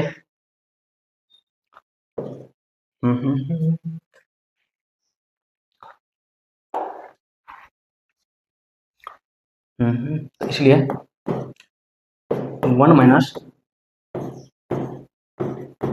टेन स्क्वायर ए अपॉन 1 प्लस टेन स्क्वायर ए बराबर क्या हो जाएगा, तो कहिएगा सर 1 के स्थान पर 1 लिख दीजिए, माइनस के स्थान पर माइनस दे दीजिए, और हाँ tan ए बराबर होता है लंब बट्टे आधार, tan ए बराबर होता है लंब बट्टे आधार, समझ रहे हैं ना। तो बताइए लंब का वैल्यू कितना है, तो सबसे पहले हम लोग इस तरह से लिख देते हैं, लंब बटे आधार, और क्योंकि tan का पावर 2 है इसका भी होल टू दी पावर 2 कर देते हैं। ओके, अपॉन अपॉन फिर से 1 के स्थान पर 1 लिख दीजिए, प्लस के स्थान पर प्लस, और tan के स्थान पर फिर से लंब बटे आधार लिख दीजिए। ओके, क्योंकि tan का पावर 2 है तो इसका भी होल टू दी पावर 2 कर दीजिए। तो बताइए क्या हो जाएगा। अब मैं इसे बार बार नहीं लिखूंगा, ओके, मैं केवल इसे सॉल्व कर रहा हूँ। तो बताइए क्या हो जाएगा। तो भैया सर 1 के स्थान पर 1 दे दीजिए, माइनस का स्थान पर माइनस। अब बताइए लंब का वैल्यू कितना है। तो भैया सर लंब के सामने सामने 3 लिखा है इसलिए लंब का वैल्यू 3 है, तो लंब के स्थान पर 3 लिख दीजिए, बटे आधार का वैल्यू कितना है। तो भैया आधार का वैल्यू 4 है, तो आधार के स्थान पर 4 लिख दीजिए, समझ रहे हैं ना। और इसका whole to the power 2 upon 1 के स्थान पर 1, प्लस के स्थान पर प्लस, लंब के स्थान पर फिर से 3 तथा आधार के स्थान पर 4, तो क्या हो जाएगा 3/4 का whole to the power 2। Okay, अब यहाँ पर 1 के बट्टे में कुछ होना ही है तो 1 लगा दीजिए, माइनस के स्थान पर माइनस। बताइए 3/4 को 2 बार गुना करिएगा, गुणनफल कितना आएगा। तो भैया सर गुणनफल आएगा 9/16, बट्टे के स्थान पर बट्टा दे दीजिए। ओके,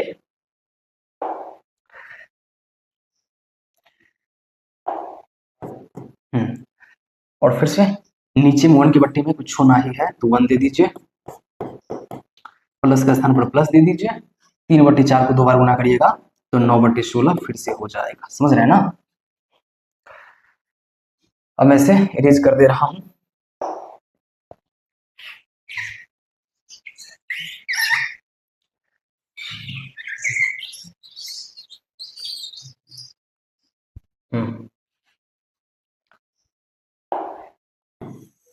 तो बताइए क्या हो जाएगा।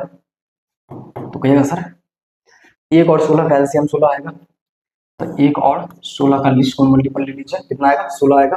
अब 1 से 16 में भाग दीजिएगा, भागफल 16 आएगा, 16 को इस 1 से गुना कर दीजिए तो गुणनफल 16 आएगा, माइनस के स्थान पर माइनस दे दीजिए। और हाँ, जब 16 से 16 में भाग दीजिएगा तो भागफल 1 आएगा, सॉरी 16 से 16 में भाग दीजिएगा भागफल कितना आएगा 1 आएगा, और 1 को 9 से गुना करिएगा तो गुणनफल 9 आएगा, अपॉन फिर से क्या करना है, फिर से इस 1 और 16 का लिस्ट कॉमन मल्टीपल लेना है। तो बताइए फिर से एलसीएम कितना आ जाएगा। तो कहेगा सर फिर से एलसीएम 16 आ जाएगा। अब क्या करना है, इस 1 से इस 16 में भाग देना है, तो बताइए भागफल कितना आएगा 16 आएगा, और 16 को इस 1 से गुना कर दीजिए तो गुणनफल 16 आएगा, प्लस के स्थान पर प्लस को लिख दीजिए प्लस। अब क्या करना है, इस 16 से इस 16 में भाग देना है, तो बताइए भागफल कितना आएगा। तो कहेगा सर भागफल 1 आएगा, 1 को जब 9 से गुना करिएगा तो गुणनफल 9 आएगा। ओके,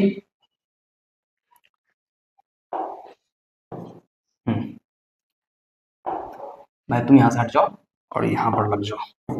ओके, तो बताइए क्या हो जाएगा। तो कहिएगा सर 16 में से 9 को लेस करिएगा तो अंतर 7 आएगा, बट्टे में 16 आएगा, अपॉन जब 16 में 9 जोड़िएगा तो योगफल 25 आएगा और बट्टे में 16 लग जाएगा। ओके,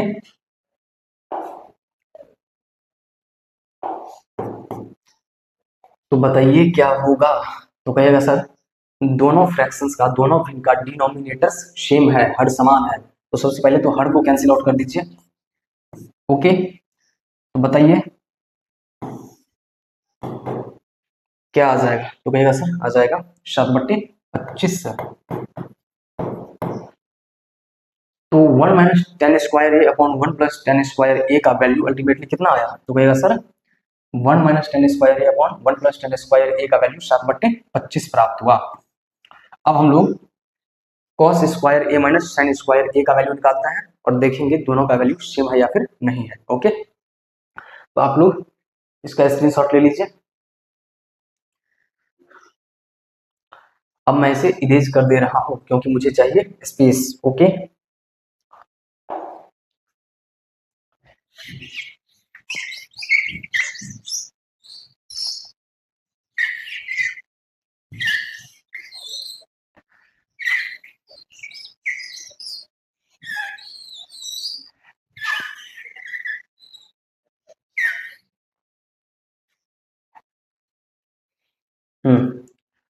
अब बताइए क्या हो जाएगा। तो कहिएगा सर अब जो है ना कॉस स्क्वायर ए माइनस साइन स्क्वायर ए का वैल्यू निकालिए।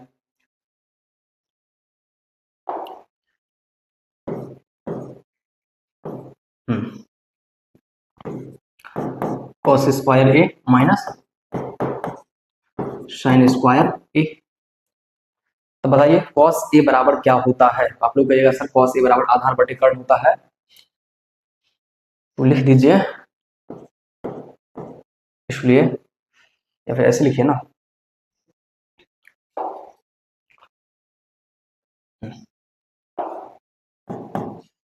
तो कॉस ए के स्थान पर आधार बटे कर्ण लिख दीजिए, आधार बटे कर्ण। और यहाँ पर कॉस का पावर 2 है, इसका भी रूट टू दी पावर 2 कर दीजिए, माइनस के स्थान पर माइनस दे दीजिए।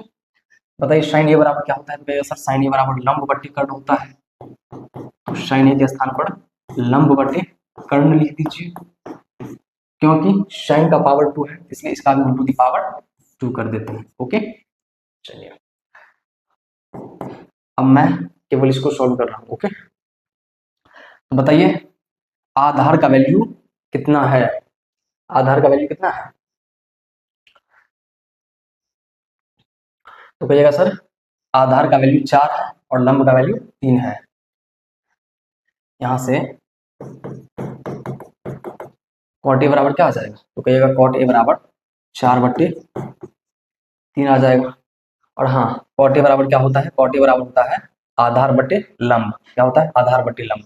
तो ये 4 जो है ये आधार का मान है और ये 3 लंब का मान है। ओके तो बताइए आधार का वैल्यू कितना है? तो कहिएगा सर आधार का वैल्यू है 4, तो आधार के स्थान पर 4 रख दीजिए, अपॉन कर्ण का वैल्यू कितना आया था? तो 3 4 5 का एक ट्रिपलेट होता है, तो जाहिर सी बात है अगर लंब 3 है आधार 4 है तो कर्ण 5 होगा, तो कर्ण के स्थान पर 5 लिख दीजिए और इसका होल टू दी पावर 2 कर देते हैं, माइनस बताइए लंब का वैल्यू कितना है? तो कहिएगा सर लंब का वैल्यू 3 है, तो लंब के स्थान पर 3 लिख दीजिए, अपॉन कर्ण का वैल्यू 5 है तो कर्ण के स्थान पर 5 लिख दीजिए और इसका होल टू दी पावर 2 कर दीजिए। ओके तो बताइए क्या हो जाएगा? तो कहिएगा सर 4/5 को 2 बार गुना करिए, गुणनफल 16/25 आएगा, माइनस 3/5 को 2 बार गुना करिए, गुणनफल 9/25 आएगा।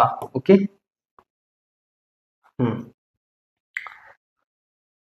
तो बताइए क्या हो जाएगा? तो कहिएगा सर दोनों का डिनोमिनेटर सेम है, तो इसको डायरेक्ट इस तरह से लिखा जा सकता है 16 minus 9/25। Okay is equal to, बताइए क्या हो जाएगा? तो कहिएगा सर 16 में से 9 को लेस करिएगा तो 7 आएगा। कितना आएगा? 7 आएगा, अपॉन 25 अपॉन 25। बताइए क्या 1 माइनस टेन स्क्वायर ए अपॉन 1 प्लस टेन स्क्वायर ए का वैल्यू 7/25 आया था? तो आप लोग क्या बोलिएगा? आप लोग बोलिएगा हाँ 1 माइनस टेन स्क्वायर ए अपॉन 1 प्लस टेन स्क्वायर ए का वैल्यू 7/25 आया था। हम लोग बोल सकते हैं हाँ 1 माइनस टेन स्क्वायर ए अपॉन 1 प्लस टेन स्क्वायर ए जो है वो कॉस स्क्वायर ए माइनस साइन स्क्वायर ए के बराबर है। लिख दीजिए, अतः 1 माइनस टेन स्क्वायर ए अपॉन 1 प्लस टेन स्क्वायर ए बराबर कॉस स्क्वायर ए माइनस साइन स्क्वायर ए प्राप्त होता है। ओके प्राप्त होता है, तो आप लोग इसका स्क्रीनशॉट ले लीजिए। अब हम लोग 9वें क्वेश्चन की तरफ आगे बढ़ेंगे।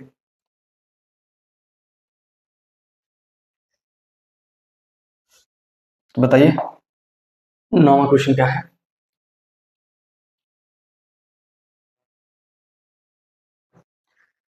9वां क्वेश्चन है त्रिभुज एबीसी में जिसका कोण बी समकोण है यदि tan a बराबर 1/√3 तो निम्नलिखित के मान ज्ञात कीजिए, sin a cos c plus cos a sin c।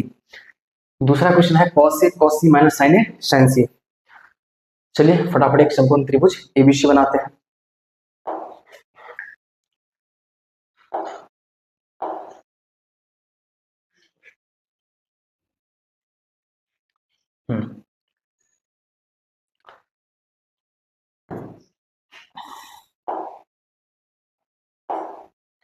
इस वर्टेक्स को ए मान लेते हैं और कोण भी समकोण है ना, तो इस शीर्ष को बी मान लेते हैं और इसको सी। ओके, तो बताइए एबीसी क्या है, तो आप लोग जवाब दीजिएगा सर एबीसी एक समकोण त्रिभुज है जिसका कोण भी क्या है, समकोण है, और tan a बराबर कितना दिया है, tan a बराबर 1/√3 दिया है। तो लिखिए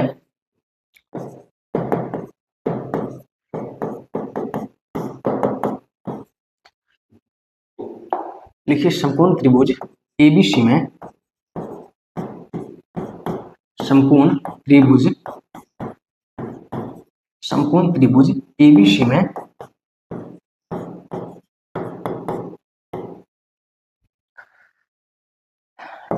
एंगल बी का वैल्यू 90 डिग्री है, क्योंकि कोण भी क्या है, समकोण है, तथा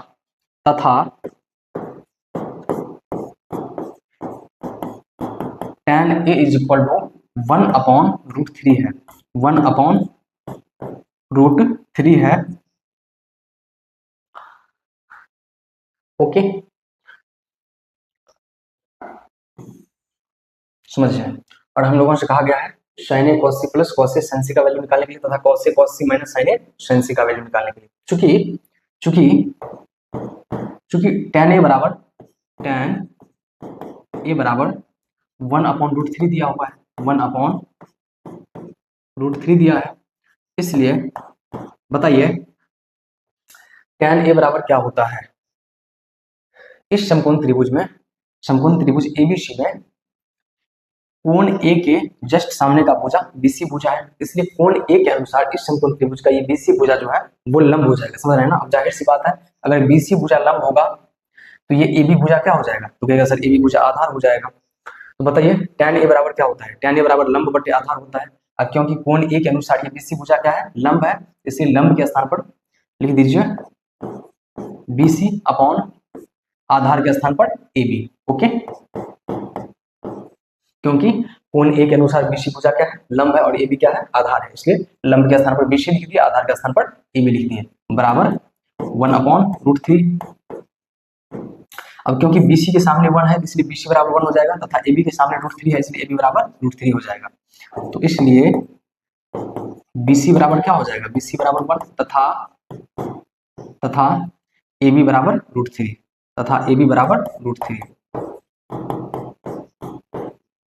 ओके, क्योंकि हम लोगों को sin a cos c sin c का वैल्यू निकालना है, और sin a बराबर होता है लंब बटे कर्ण, लेकिन हमारे पास लंब तथा आधार का वैल्यू है, तो सबसे पहले हम लोगों को कर्ण का वैल्यू निकालना होगा। समझ रहे हैं ना, पाइथागोरस प्रमेय का यूज करके कर्ण का वैल्यू निकालना होगा। तो आप लोग इसका स्क्रीनशॉट लीजिए, क्योंकि मुझे चाहिए स्पेस, और स्पेस बहुत कम है।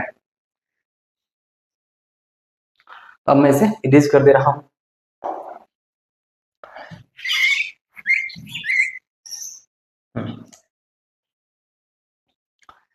तो लिखिए,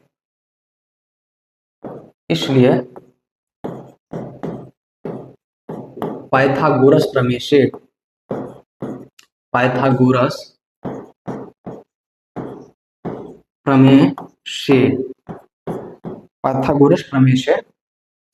बताइए कर्ण का होल टू दी पावर 2 बराबर क्या हो जाएगा, कर्ण का होल टू दी पावर 2 बराबर क्या हो जाएगा।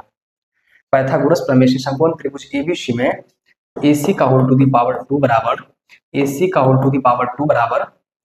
लंब का whole to the power 2 plus आधार का होल टू दी पावर 2 हो जाएगा। तो लंब क्या है, सॉरी, कोण ए के अनुसार लंब BC है।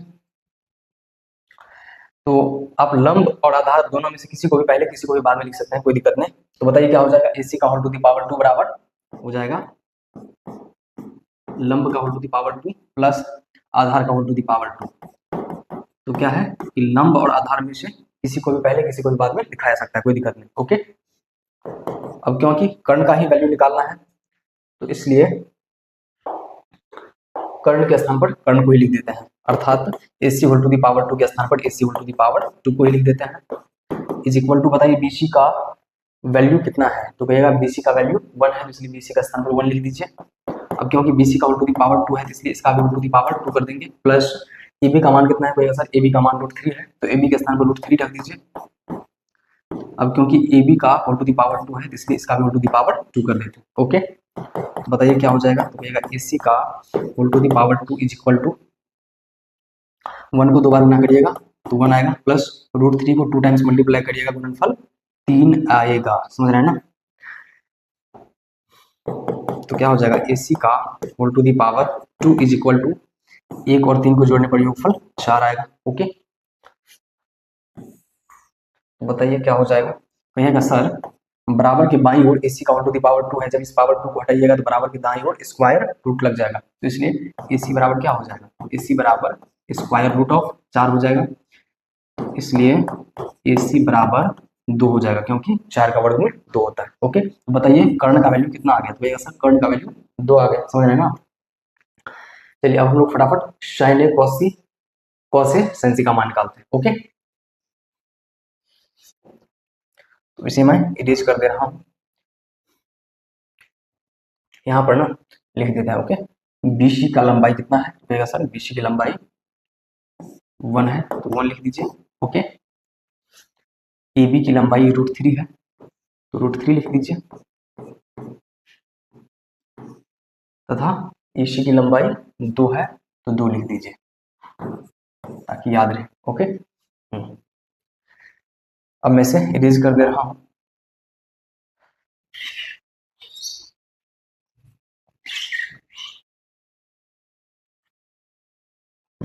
तो बताइए पहला क्वेश्चन क्या है, सर पहला क्वेश्चन है sine A into cos C, sine A into cos C plus cos A into sine C, cos A into sine C. बताइए क्या हो जाएगा।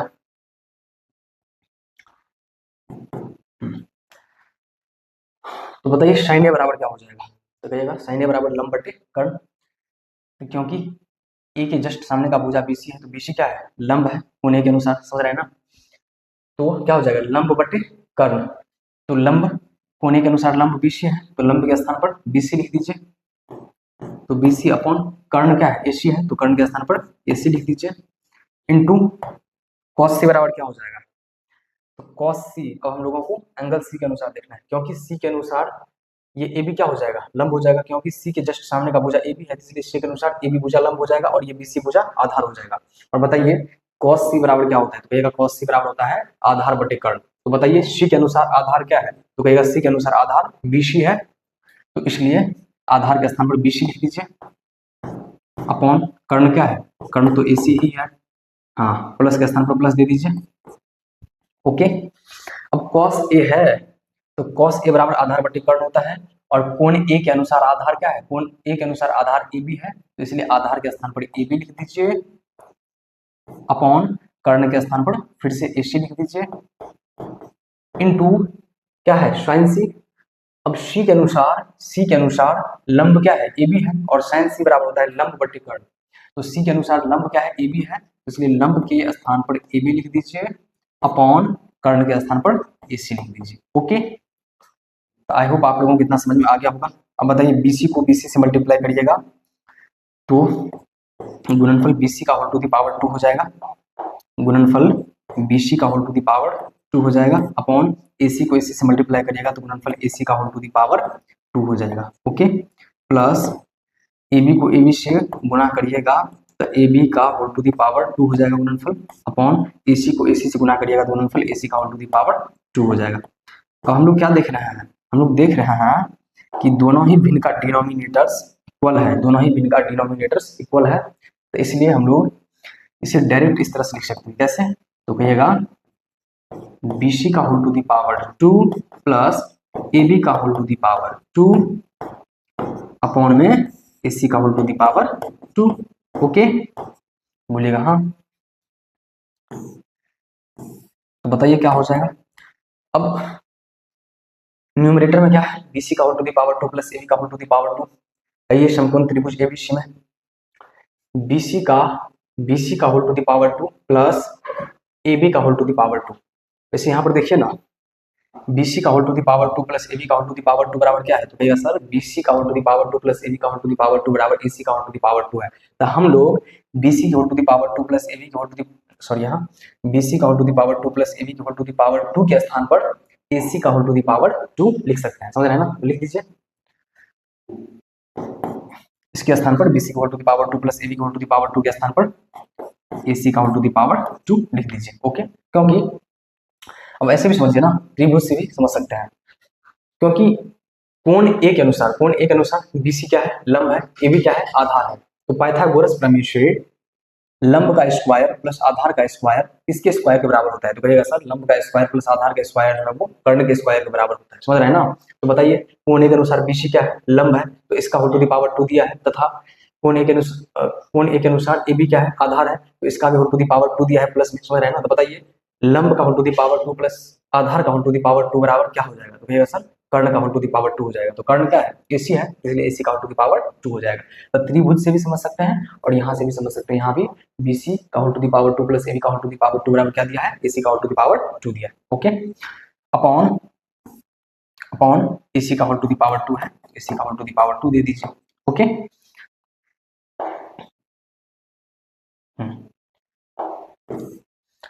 अब क्या है कि ये दोनों सेम है तो कैंसिल आउट हो जाएगा। तो बताइए वैल्यू कितना आएगा, 1 आएगा। ओ माय गॉड,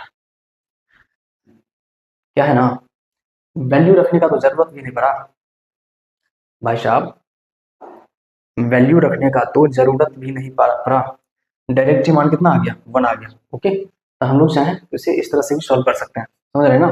तो sine A into cos C plus cos A into sine C का वैल्यू कितना आ गया? तो कहेगा सर 1 आ गया, वैल्यू रखने का जरूरत भी नहीं पड़ा। वैसे अगर वैल्यू रख भी देते ना, अगर इन सभी के स्थान पर, जैसे यहाँ पर BC AC है, तो इन सभी के स्थान पर अगर वैल्यू रख भी देते तो भी वैल्यू कितना आता, एक ही आता। ओके, तो मैं आप लोगों को ये जो दूसरा क्वेश्चन है इसे मैं होमवर्क के रूप में दे रहा हूँ। ओके, आप लोग इसे घर से बना करके आइएगा। तो 9वां का दूसरा क्वेश्चन आप लोगों के लिए होमवर्क है। ओके, तो आप लोग फटाफट इसका स्क्रीनशॉट ले लीजिए। अब हम लोग 10वें क्वेश्चन की तरफ आगे बढ़ेंगे।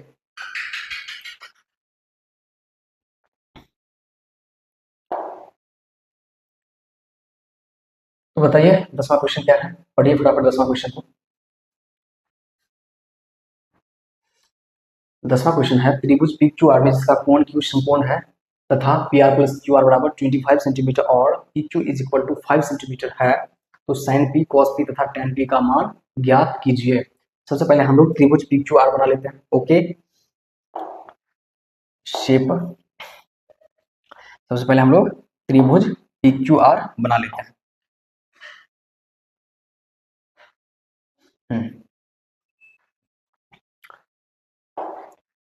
इस वर्टेक्स को P मान लेते हैं, इसको Q मान लेते हैं और इसको R मान लेते हैं।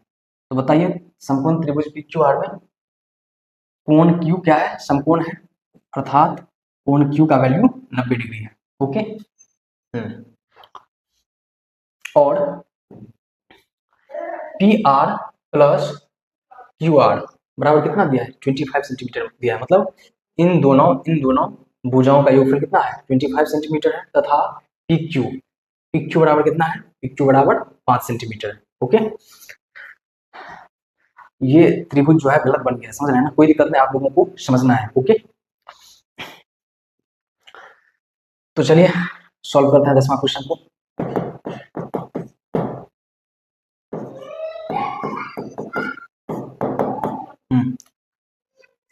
तो बताइए क्या सब दिया है, तो जो दिया है उसको पहले लिख लीजिए। ओके,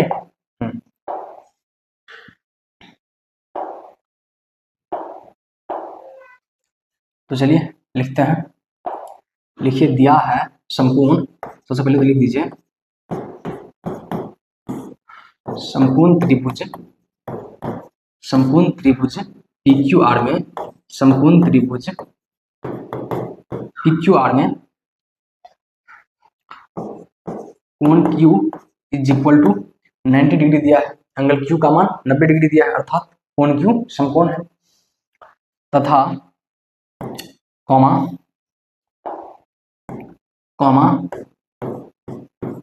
PR प्लस QR बराबर 25 सेंटीमीटर दिया है, 25 सेंटीमीटर, तथा PQ बराबर 5 सेंटीमीटर दिया है। ओके, अब लिखिए माना, क्या लिखना है, माना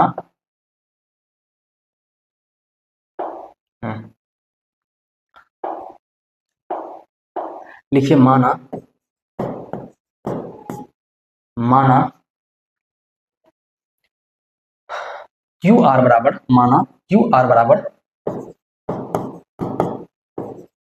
एक्स सेंटीमीटर, माना क्यू आर बराबर एक्स सेंटीमीटर। ओके, हम लोग क्यू आर भुजा की लंबाई एक्स सेंटीमीटर मान लिए। ओके, तो इसलिए तो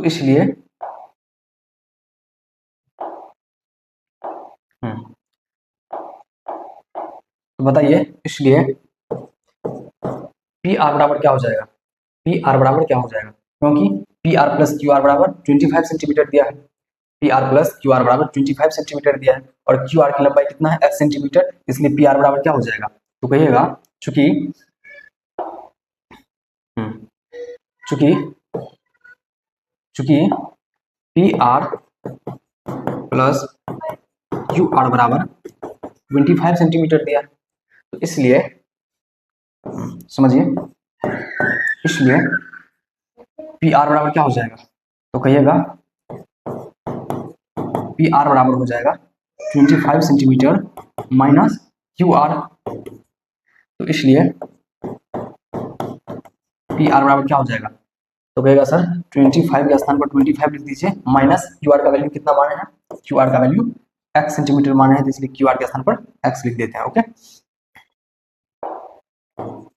और इसको इक्वेशन फर्स्ट मान लीजिए, इक्वेशन फर्स्ट। तो बताइए पी आर बराबर कितना आया, तो सर पी आर बराबर 25 माइनस एक्स आया। ओके, आप लोग इसका स्क्रीनशॉट ले लीजिए।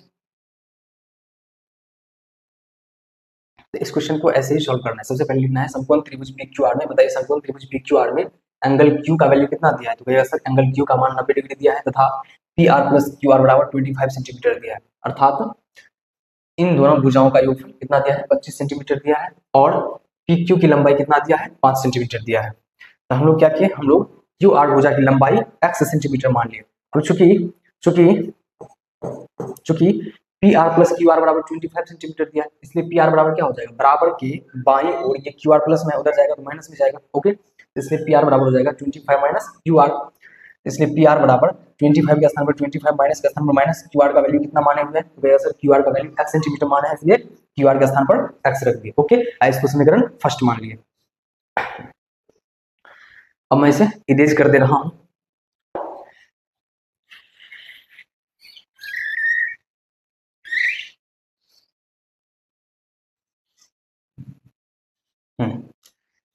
तो बताइए पाइथागोरस प्रमेय से, इसलिए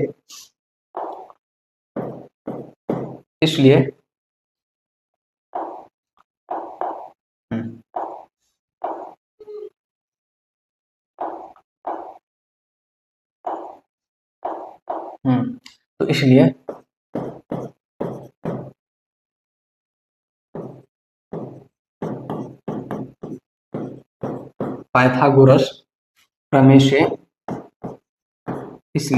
पाइथागोरस प्रमेय से, पी आर का होल टू दी पावर 2 बराबर क्या हो जाएगा, क्योंकि इस समकोण त्रिभुज का पी आर क्या है, पी आर जो है कर्ण है। तो बताइए पाइथागोरस प्रमेय से कर्ण का होल टू दी पावर 2 बराबर क्या होता है, असल कर्ण का होल टू दी पावर 2 बराबर लंब का whole to the power 2 plus आधार का होल टू दी पावर 2 होता है। ओके, तो इसलिए पी आर का होल टू दी पावर 2 बराबर क्या हो जाएगा, पी आर का होल टू दी पावर 2 बराबर क्या हो जाएगा, फटाफट बोलिए।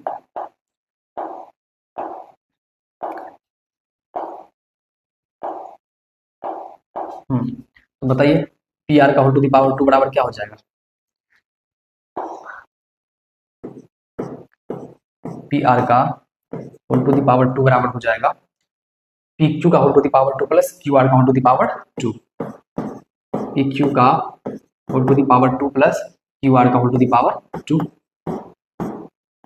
ओके, तो इसलिए बताइए पी आर का मान कितना है, तो कहेगा सर पी आर बराबर 25 माइनस एक्स है, इसलिए पी आर के स्थान पर 25 माइनस एक्स रख दीजिए, 25 माइनस एक्स, और क्योंकि इसका होल टू दी पावर 2 है, इसका भी होल टू दी पावर 2 कर दीजिए, इज इक्वल टू, बताइए पी क्यू का वैल्यू कितना है, तो कहेगा सर पी क्यू की लंबाई 5 सेंटीमीटर है, इसलिए पी क्यू के स्थान पर 5 रख दीजिए, और क्योंकि पी क्यू का होल टू दी पावर 2 है, इसका भी होल टू दी पावर 2 कर देते हैं, प्लस क्यू आर का लंबाई x सेंटीमीटर माने हुए थे, इसलिए क्यू आर के स्थान पर x लिख देते हैं। ओके, और इसका टू दी पावर 2 है, इसका टू दी पावर 2 कर देते हैं।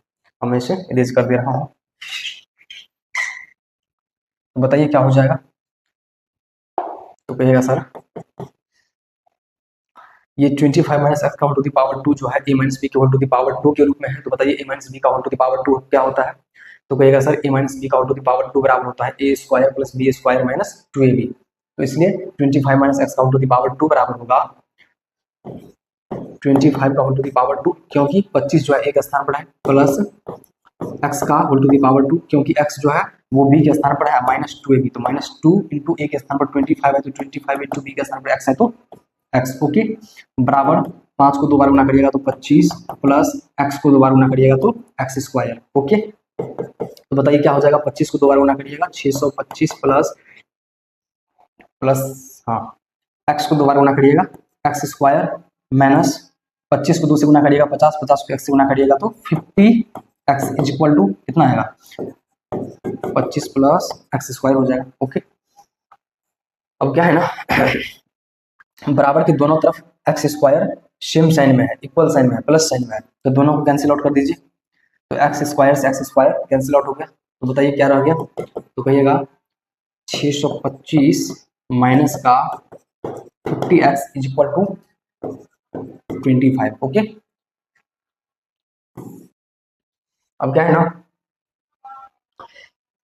625 को बराबर के दाईं ओर लेकर के चले जाते हैं। ओके, तो बराबर के बाईं ओर क्या रह जाएगा। तो सर बराबर के बाईं ओर माइनस का 50x रह जाएगा, बराबर के बाईं ओर माइनस का 50x रह जाएगा इज इक्वल टू 625 को बराबर के दाईं ओर लेकर के जा रहे हैं, तो क्योंकि बराबर के बाईं ओर 625 जो है प्लस साइन में है, जब इसको दाईं ओर लेकर के जाइएगा तो माइनस में चला जाएगा। ओके, और हाँ 25 जो है पहले से ही बराबर की दाईं ओर है और 625 भी इधर ही आ जाएगा। ओके, तो माइनस का 625। ओके, तो बताइए क्या हो जाएगा। Minus 50x is equal to 25 में से 625 को लेस करिएगा तो माइनस का 600 आएगा डिफरेंस। ओके, माइनस से माइनस को कैंसिल आउट कर दीजिए। तो बताइए कहिएगा सर माइनस से कैंसिल आउट करने पर 50x बराबर 600 दे जाएगा। ओके, अब बराबर की बाईं ओर 50 x के साथ गुना में है, उधर ले जाइएगा तो 600 के हर में चला जाएगा। ओके, तो इसलिए x बराबर क्या हो जाएगा। तो कहिएगा 600 और इसके बट्टे में 50 आ जाएगा, तो 50 से कम 50 और बोलिए इसको कैंसिल आउट करिए, क्या बार में कट जाएगा। तो 12 बार में कट जाएगा ना, 12 बार में कट जाएगा ना, 0 से 0 कैंसिल आउट हो जाएगा और 60 में 5 से भाग दीजिएगा तो 12 बार में कट जाएगा। ओके, तो बताइए यहाँ से x का वैल्यू कितना आ गया। तो कहिएगा x का वैल्यू 12 आ गया, और हम लोग x को क्यू आर भुजा की लंबाई माने हुए थे, तो हम लोग बोल सकते हैं क्यू आर भुजा की लंबाई 12 आ गया। ओके, तो बच्चों इसलिए मैंने आप लोगों को स्टार्टिंग में ही कहा था कि त्रिभुज जो है, ये समकोण त्रिभुज जो है गलत बन गया है, समझ रहे हैं ना, क्योंकि क्यू आर भुजा की लंबाई ज्यादा है, तो चित्र में भी डायग्राम में भी क्यू आर भुजा की लंबाई ज्यादा रहना चाहिए था। कोई दिक्कत नहीं, आप लोगों को केवल समझने से मतलब है, मतलब समझना जरूरी है आप लोगों के लिए। ओके, तो बताइए एक्स की वैल्यू कितना आ गया, क्यू आर की लंबाई कितना आ गया। तो सर क्यू आर की लंबाई 12 आ गया। ओके, तो हम लोग यहाँ से पी आर की लंबाई निकाल सकते हैं। बोलेगा हाँ बिल्कुल, तो क्या है ना, लिखिए समीकरण फर्स्ट से, क्या लिखना है, लिखना है समीकरण फर्स्ट से, समीकरण फर्स्ट से। बताइए समीकरण फर्स्ट क्या था। तो भैया सर समीकरण फर्स्ट था P R is equal to 25 minus x. तो इसलिए पी आर बराबर क्या हो जाएगा। तो पी आर बराबर 25 माइनस एक्स का वैल्यू कितना आया है, एक्स का वैल्यू 12 आया है, तो एक्स का स्थान 12 रख दीजिए। तो इसलिए पी आर बराबर बताइए 25 में से 13 को घटाने पर डिफरेंस कितना आएगा। तो कहिएगा 25 में से 12 को घटाने पर डिफरेंस 13 आएगा। तो बताइए पी आर की लंबाई कितना आ गया। तो कहिएगा सर पी आर की लंबाई 13 सेंटीमीटर आ गया। ओके,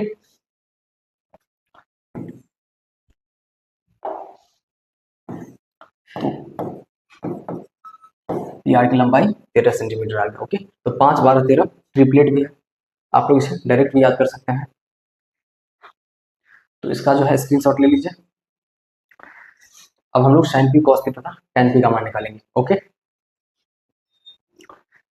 तो बताइए हम लोग पाइथागोरस प्रमेय से इसका वैल्यू निकालें, तो कहेगा सर पाइथागोरस प्रमेय से एक्स का वैल्यू निकाले हैं और एक्स का वैल्यू कितना आ गया 12 आ गया, और फिर हम लोग पी आर का वैल्यू भी निकाल लें। बताइए पी आर का वैल्यू कितना आया, तो कहेगा पी आर का वैल्यू 13 सेंटीमीटर आया। ओके, तो अब मैं इसे इरेज कर दे रहा हूँ।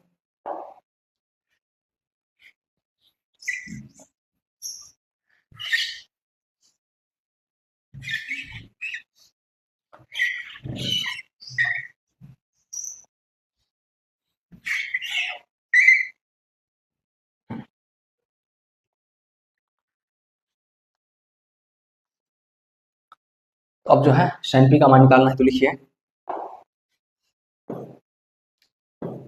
चूंकि साइन पी बराबर क्या होता है, तो सर साइन पी बराबर लंब बटे कर्ण होता है, लंब बटे कर्ण। ओके, तो इसलिए इसलिए इस समकोण त्रिभुज में अर्थात समकोण त्रिभुज पी क्यू आर में बताइए साइन पी बराबर क्या हो जाएगा।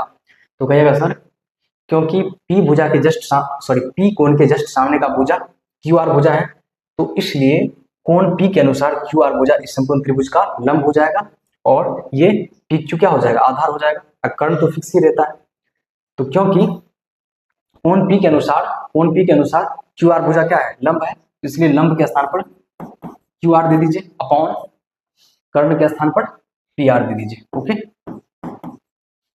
तो इसलिए साइन पी बराबर क्या हो जाएगा, तो कहिएगा साइन पी बराबर क्यू आर भुजा की लंबाई कितना है 12 है, तो 12 सेंटीमीटर दे दीजिए, 12 सेंटीमीटर है ना, तो 12 सेंटीमीटर दे दिए अपॉन पी आर भुजा की लंबाई कितना है, तो सर पी आर भुजा की लंबाई 13 सेंटीमीटर है, तो पी आर के स्थान पर 13 सेंटीमीटर दे दीजिए। ओके, सेंटीमीटर से सेंटीमीटर कैंसिल आउट हो जाएगा, तो बताइए साइन पी का वैल्यू यहाँ से कितना आ गया, तो कहेगा साइन पी का वैल्यू 12/13 आ गया। ओके, अब हम लोग फटाफट कॉस पी का वैल्यू निकाल लेते हैं, तो बताइए कॉस पी बराबर क्या हो जाएगा, तो कहिएगा कॉस पी बराबर आधार बट्टे कर्ण, आधार बट्टे कर्ण, क्योंकि कोण पी के अनुसार आधार जो है पी क्यू है, आधार क्या है पी क्यू है, तो इसलिए आधार के स्थान पर पी क्यू रख दीजिए अपॉन कर्ण क्या है पी आर है, तो इसलिए कर्ण के स्थान पर पी आर लिख दीजिए। तो इसलिए कॉस पी बराबर क्या हो जाएगा, कॉस पी बराबर क्या हो जाएगा, तो कॉस पी बराबर हो जाएगा बताइए पी क्यू की लंबाई कितना है, तो सर पी क्यू की लंबाई 5 सेंटीमीटर है, तो पी क्यू के स्थान पर 5 सेंटीमीटर दे दीजिए अपॉन पी आर की लंबाई 13 सेंटीमीटर है, तो 13 सेंटीमीटर दे दीजिए, सेंटीमीटर से सेंटीमीटर कैंसिल आउट हो जाएगा। तो बताइए कॉस पी का वैल्यू यहाँ से कितना आया, तो कहिएगा कॉस पी का वैल्यू 5/13 आया। ओके, अब हम लोग फटाफट tan पी का मान निकाल लेते हैं, तो लिखिए तथा tan पी बराबर, बताइए tan पी बराबर क्या होता है, तो कहिएगा tan पी बराबर लंब बटे आधार होता है, तो क्योंकि कोण पी के अनुसार क्यू आर भुजा क्या है लंब है, तो लंब के स्थान पर क्यू आर लिख दीजिए अपॉन आधार के स्थान पर पी क्यू लिख दीजिए। ओके, तो इसलिए tan पी बराबर बताइए क्यू आर भुजा की लंबाई कितना है, तो कहिएगा क्यू आर भुजा की लंबाई 12 सेंटीमीटर है अपॉन पी क्यू भुजा की लंबाई 5 सेंटीमीटर है, सेंटीमीटर से सेंटीमीटर कैंसिल आउट हो जाएगा, तो इसको हम लोग 12/5 लिख सकते हैं, तो यहाँ से tan पी का वैल्यू 12/5 आ गया। ओके, तो हम लोग sin पी cos पी तथा tan पी इन तीनों का ही वैल्यू निकाल लिया। तो आई होप आप लोगों को समझ में आ गया होगा कि इस क्वेश्चन को कैसे सॉल्व करना है, तो आप लोग फटाफट इसका स्क्रीनशॉट ले लीजिए और हम लोग 11वें क्वेश्चन की तरफ आगे बढ़ेंगे। ओके, तो बताइए लास्ट क्वेश्चन क्या है इस एक्सरसाइज का, लास्ट क्वेश्चन है बताइए कि निम्नलिखित कथन सत्य हैं या असत्य, कारण सहित अपने उत्तर की पुष्टि कीजिए। अब नीचे में कुछ स्टेटमेंट्स दिए हुए हैं, सभी स्टेटमेंट को बारी बारी से पढ़ना है और बताना है स्टेटमेंट कथन सत्य है अथवा असत्य है। तो पहला स्टेटमेंट क्या है, पहला है 10a का मान सदैव 1 से कम होता है, ये सही है क्या, बताइए ये सही है कथन, आप लोग क्या जवाब दीजिएगा, क्या tan a का वैल्यू जो है सदैव 1 से कम होता है। चलिए इसे ऐसे समझते हैं, मान लीजिए कि हाँ मान लीजिए कि साइन ए बराबर मान लीजिए कि साइन ए बराबर 4/5 है, sin a बराबर 4/5 है। तो यहाँ से tan a का मान क्या आ जाएगा? अगर हम लोग यहाँ से tan a का मान निकालना चाहे तो क्या आ जाएगा बताइए? तो कहिएगा क्योंकि sin a बराबर लंब बटे कर्ण होता है, लंब बटे कर्ण लिख दीजिए बराबर 4/5 लिख दीजिए, क्योंकि लंब के सामने 4 है इसलिए लंब बराबर 4 हो जाएगा, कर्ण के सामने 5 है इसलिए कर्ण बराबर 5 आ जाएगा। ओके, अब क्योंकि 4 5 तथा 3 4 तथा 5 का ट्रिपलेट होता है तो हम लोग बोल सकते हैं अगर लंब की लंबाई 4 है तथा कर्ण की लंबाई 5 है तो यहाँ से आधार बराबर कितना हो जाएगा? आधार बराबर 3 हो जाएगा, आधार बराबर 3 हो जाएगा। तो इसलिए tan a बराबर क्या हो जाएगा? tan a बराबर लंब बटे आधार होता है, क्या होता है? लंब बटे आधार। तो लंब का वैल्यू कितना है तो कहिएगा सर लंब का वैल्यू 4 है तो लंब के स्थान पर 4 लिख दीजिए और आधार का मान 3 है तो आधार के स्थान पर 3 लिख दीजिए। अब क्या है ना, जब आप 4 में 3 से भाग दीजिएगा तो भागफल 1 से अधिक आएगा, क्योंकि 4 जो है 3 से बड़ी संख्या है। जब आप 4 में 3 से भाग दीजिएगा तो भागफल 1 से अधिक आएगा, समझ रहे हैं ना? तो हम लोग क्या देख रहे हैं कि tan a का वैल्यू जो है वो 1 से अधिक भी आ सकता है, समझ रहे हैं ना? tan a का वैल्यू 1 से अधिक भी आ सकता है। तो ये कथन जो है tan a का मान सदैव 1 से कम होता है, बिल्कुल ही गलत है। क्या है? बिल्कुल ही गलत है। तो हम लोग बोल सकते हैं कि पहला कथन क्या है? tan a का मान सदैव 1 से कम होता है। तो लिखिए क्योंकि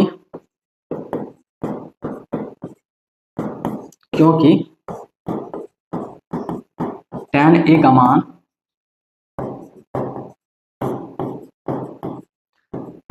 सदैव 1 से कम नहीं होता है, समझ रहे हैं ना? क्योंकि tan a का मान सदैव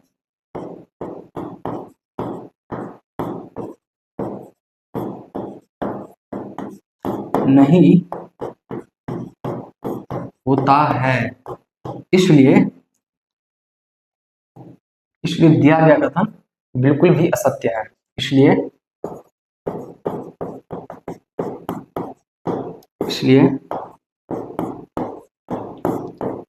दिए गए कथन क्या है? गलत है। दिया गया कथन, इसलिए दिए गए कथन बिल्कुल भी क्या है? असत्य है। ओके, तो आई होप आप लोगों को समझ में आ गया होगा। तो आप लोग इसे भी रफ में लिख लीजिएगा। ओके, अब बताइए दूसरा स्टेटमेंट क्या है?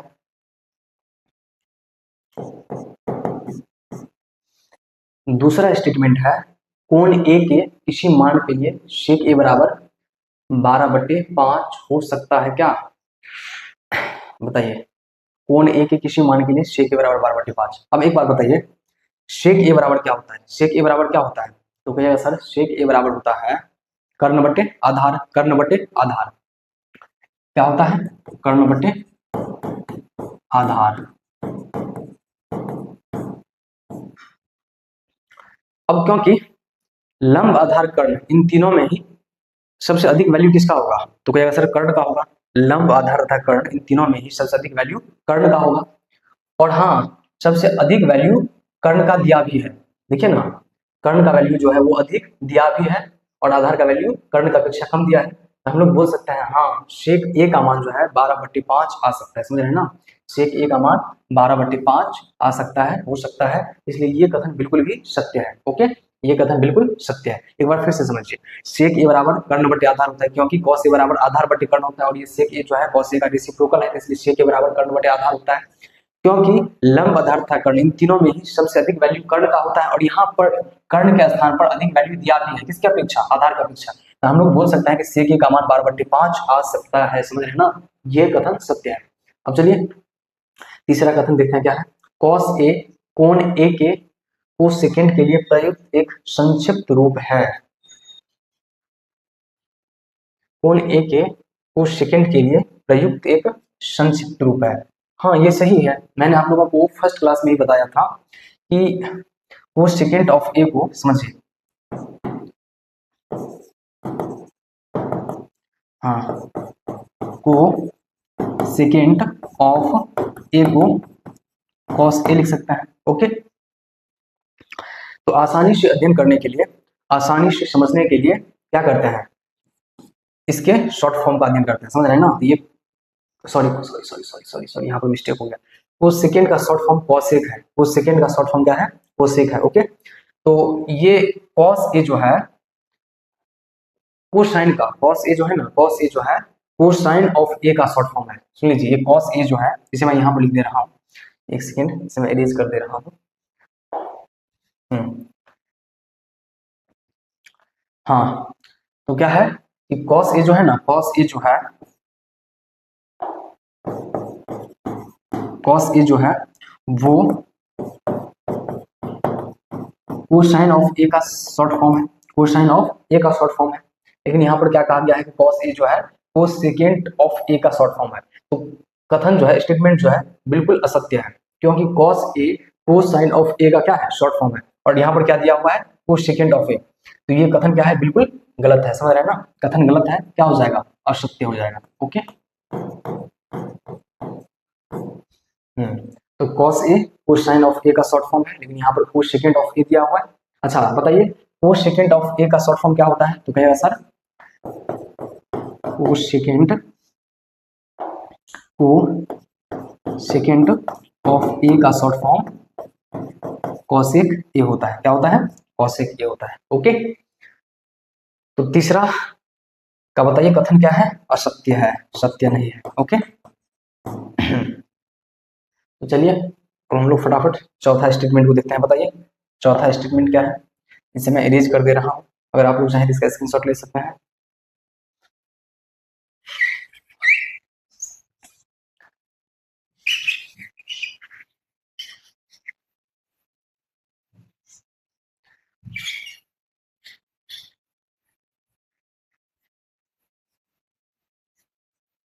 भाई जल्दी इरेज हो जा। हाँ, तो बताइए चौथा स्टेटमेंट क्या है, कॉट ए, कॉट और ए का गुणनफल होता है। बिल्कुल भी गलत।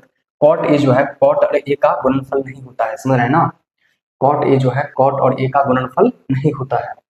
कॉट ए असल में, कॉट ए जो है, कॉट ए असल में को टेंजेंट ऑफ ए का शॉर्ट फॉर्म है, समझ रहे हैं ना। कॉट ए असल में को टेंजेंट ऑफ ए का शॉर्ट फॉर्म है, ना ही कि कॉट और ए का गुणनफल है, समझ रहे हैं ना। तो कॉट और ए का गुणनफल बिल्कुल भी नहीं है। ये भी कथन क्या है, असत्य है। ओके, ये भी कथन असत्य है। ओके, कॉट ए जो है वो कोण ए का कॉट वैल्यू है, समझ रहे हैं ना। चलिए अब हम लोग पांचवा स्टेटमेंट को देखते हैं। बताइए पांचवा स्टेटमेंट क्या है, पांचवा स्टेटमेंट है किसी भी कोण थीटा के लिए साइन थीटा बराबर 4/3 हो सकता है क्या। अच्छा बताइए साइन थीटा बराबर क्या होता है, फटाफट बोलिए साइन थीटा बराबर क्या होता है। तो आप लोग कहिएगा सर साइन थीटा बराबर होता है लंब बट्टे कर्ण, लंब बट्टे कर्ण, लंब अपॉन कर्ण। अब एक बात बताइए, लंब आधार कर्ण इन तीनों में ही सबसे अधिक वैल्यू किसका होता है। तो कहिएगा सर लंब आधार तथा कर्ण इन तीनों में सबसे अधिक वैल्यू कर्ण का होता है। लेकिन हम लोग क्या देख रहे हैं, यहाँ पर कर्ण का वैल्यू कम है तथा लंब का वैल्यू ज्यादा है। अब ये पॉसिबल है क्या, लंब का वैल्यू कर्ण की अपेक्षा अधिक हो सकता है क्या, बिल्कुल भी नहीं, समझ रहे हैं ना। क्योंकि कर्ण जो है समकोण त्रिभुज में सबसे लंबी भुजा होती है, अर्थात सबसे बड़ी भुजा होती है, तो उसका वैल्यू भी सबसे ज्यादा ही होगा। लेकिन यहाँ पर हम लोग क्या देख रहे हैं, कर्ण का वैल्यू ज्यादा है, लंब का वैल्यू अधिक है कर्ण का अपेक्षा, इसलिए साइन थीटा का वैल्यू कभी भी 4/3 नहीं आ सकता है, समझ रहे हैं ना। तो ये भी कथन बिल्कुल क्या है, असत्य है। तो पांचवा कथन भी बिल्कुल असत्य है। ओके, तो आई होप आप लोगों को 11वां क्वेश्चन का सॉल्यूशन आसानी से समझ में आ गया होगा। तो बच्चों अगर आप लोगों को मेरे पढ़ाने का तरीका, समझाने का तरीका अच्छा लगा हो तो आप लोग वीडियो को लाइक कर दीजिएगा, शेयर भी कर दीजिएगा और चैनल को सब्सक्राइब कर दीजिएगा। ओके ठीक है बच्चों, good night, bye bye. Okay.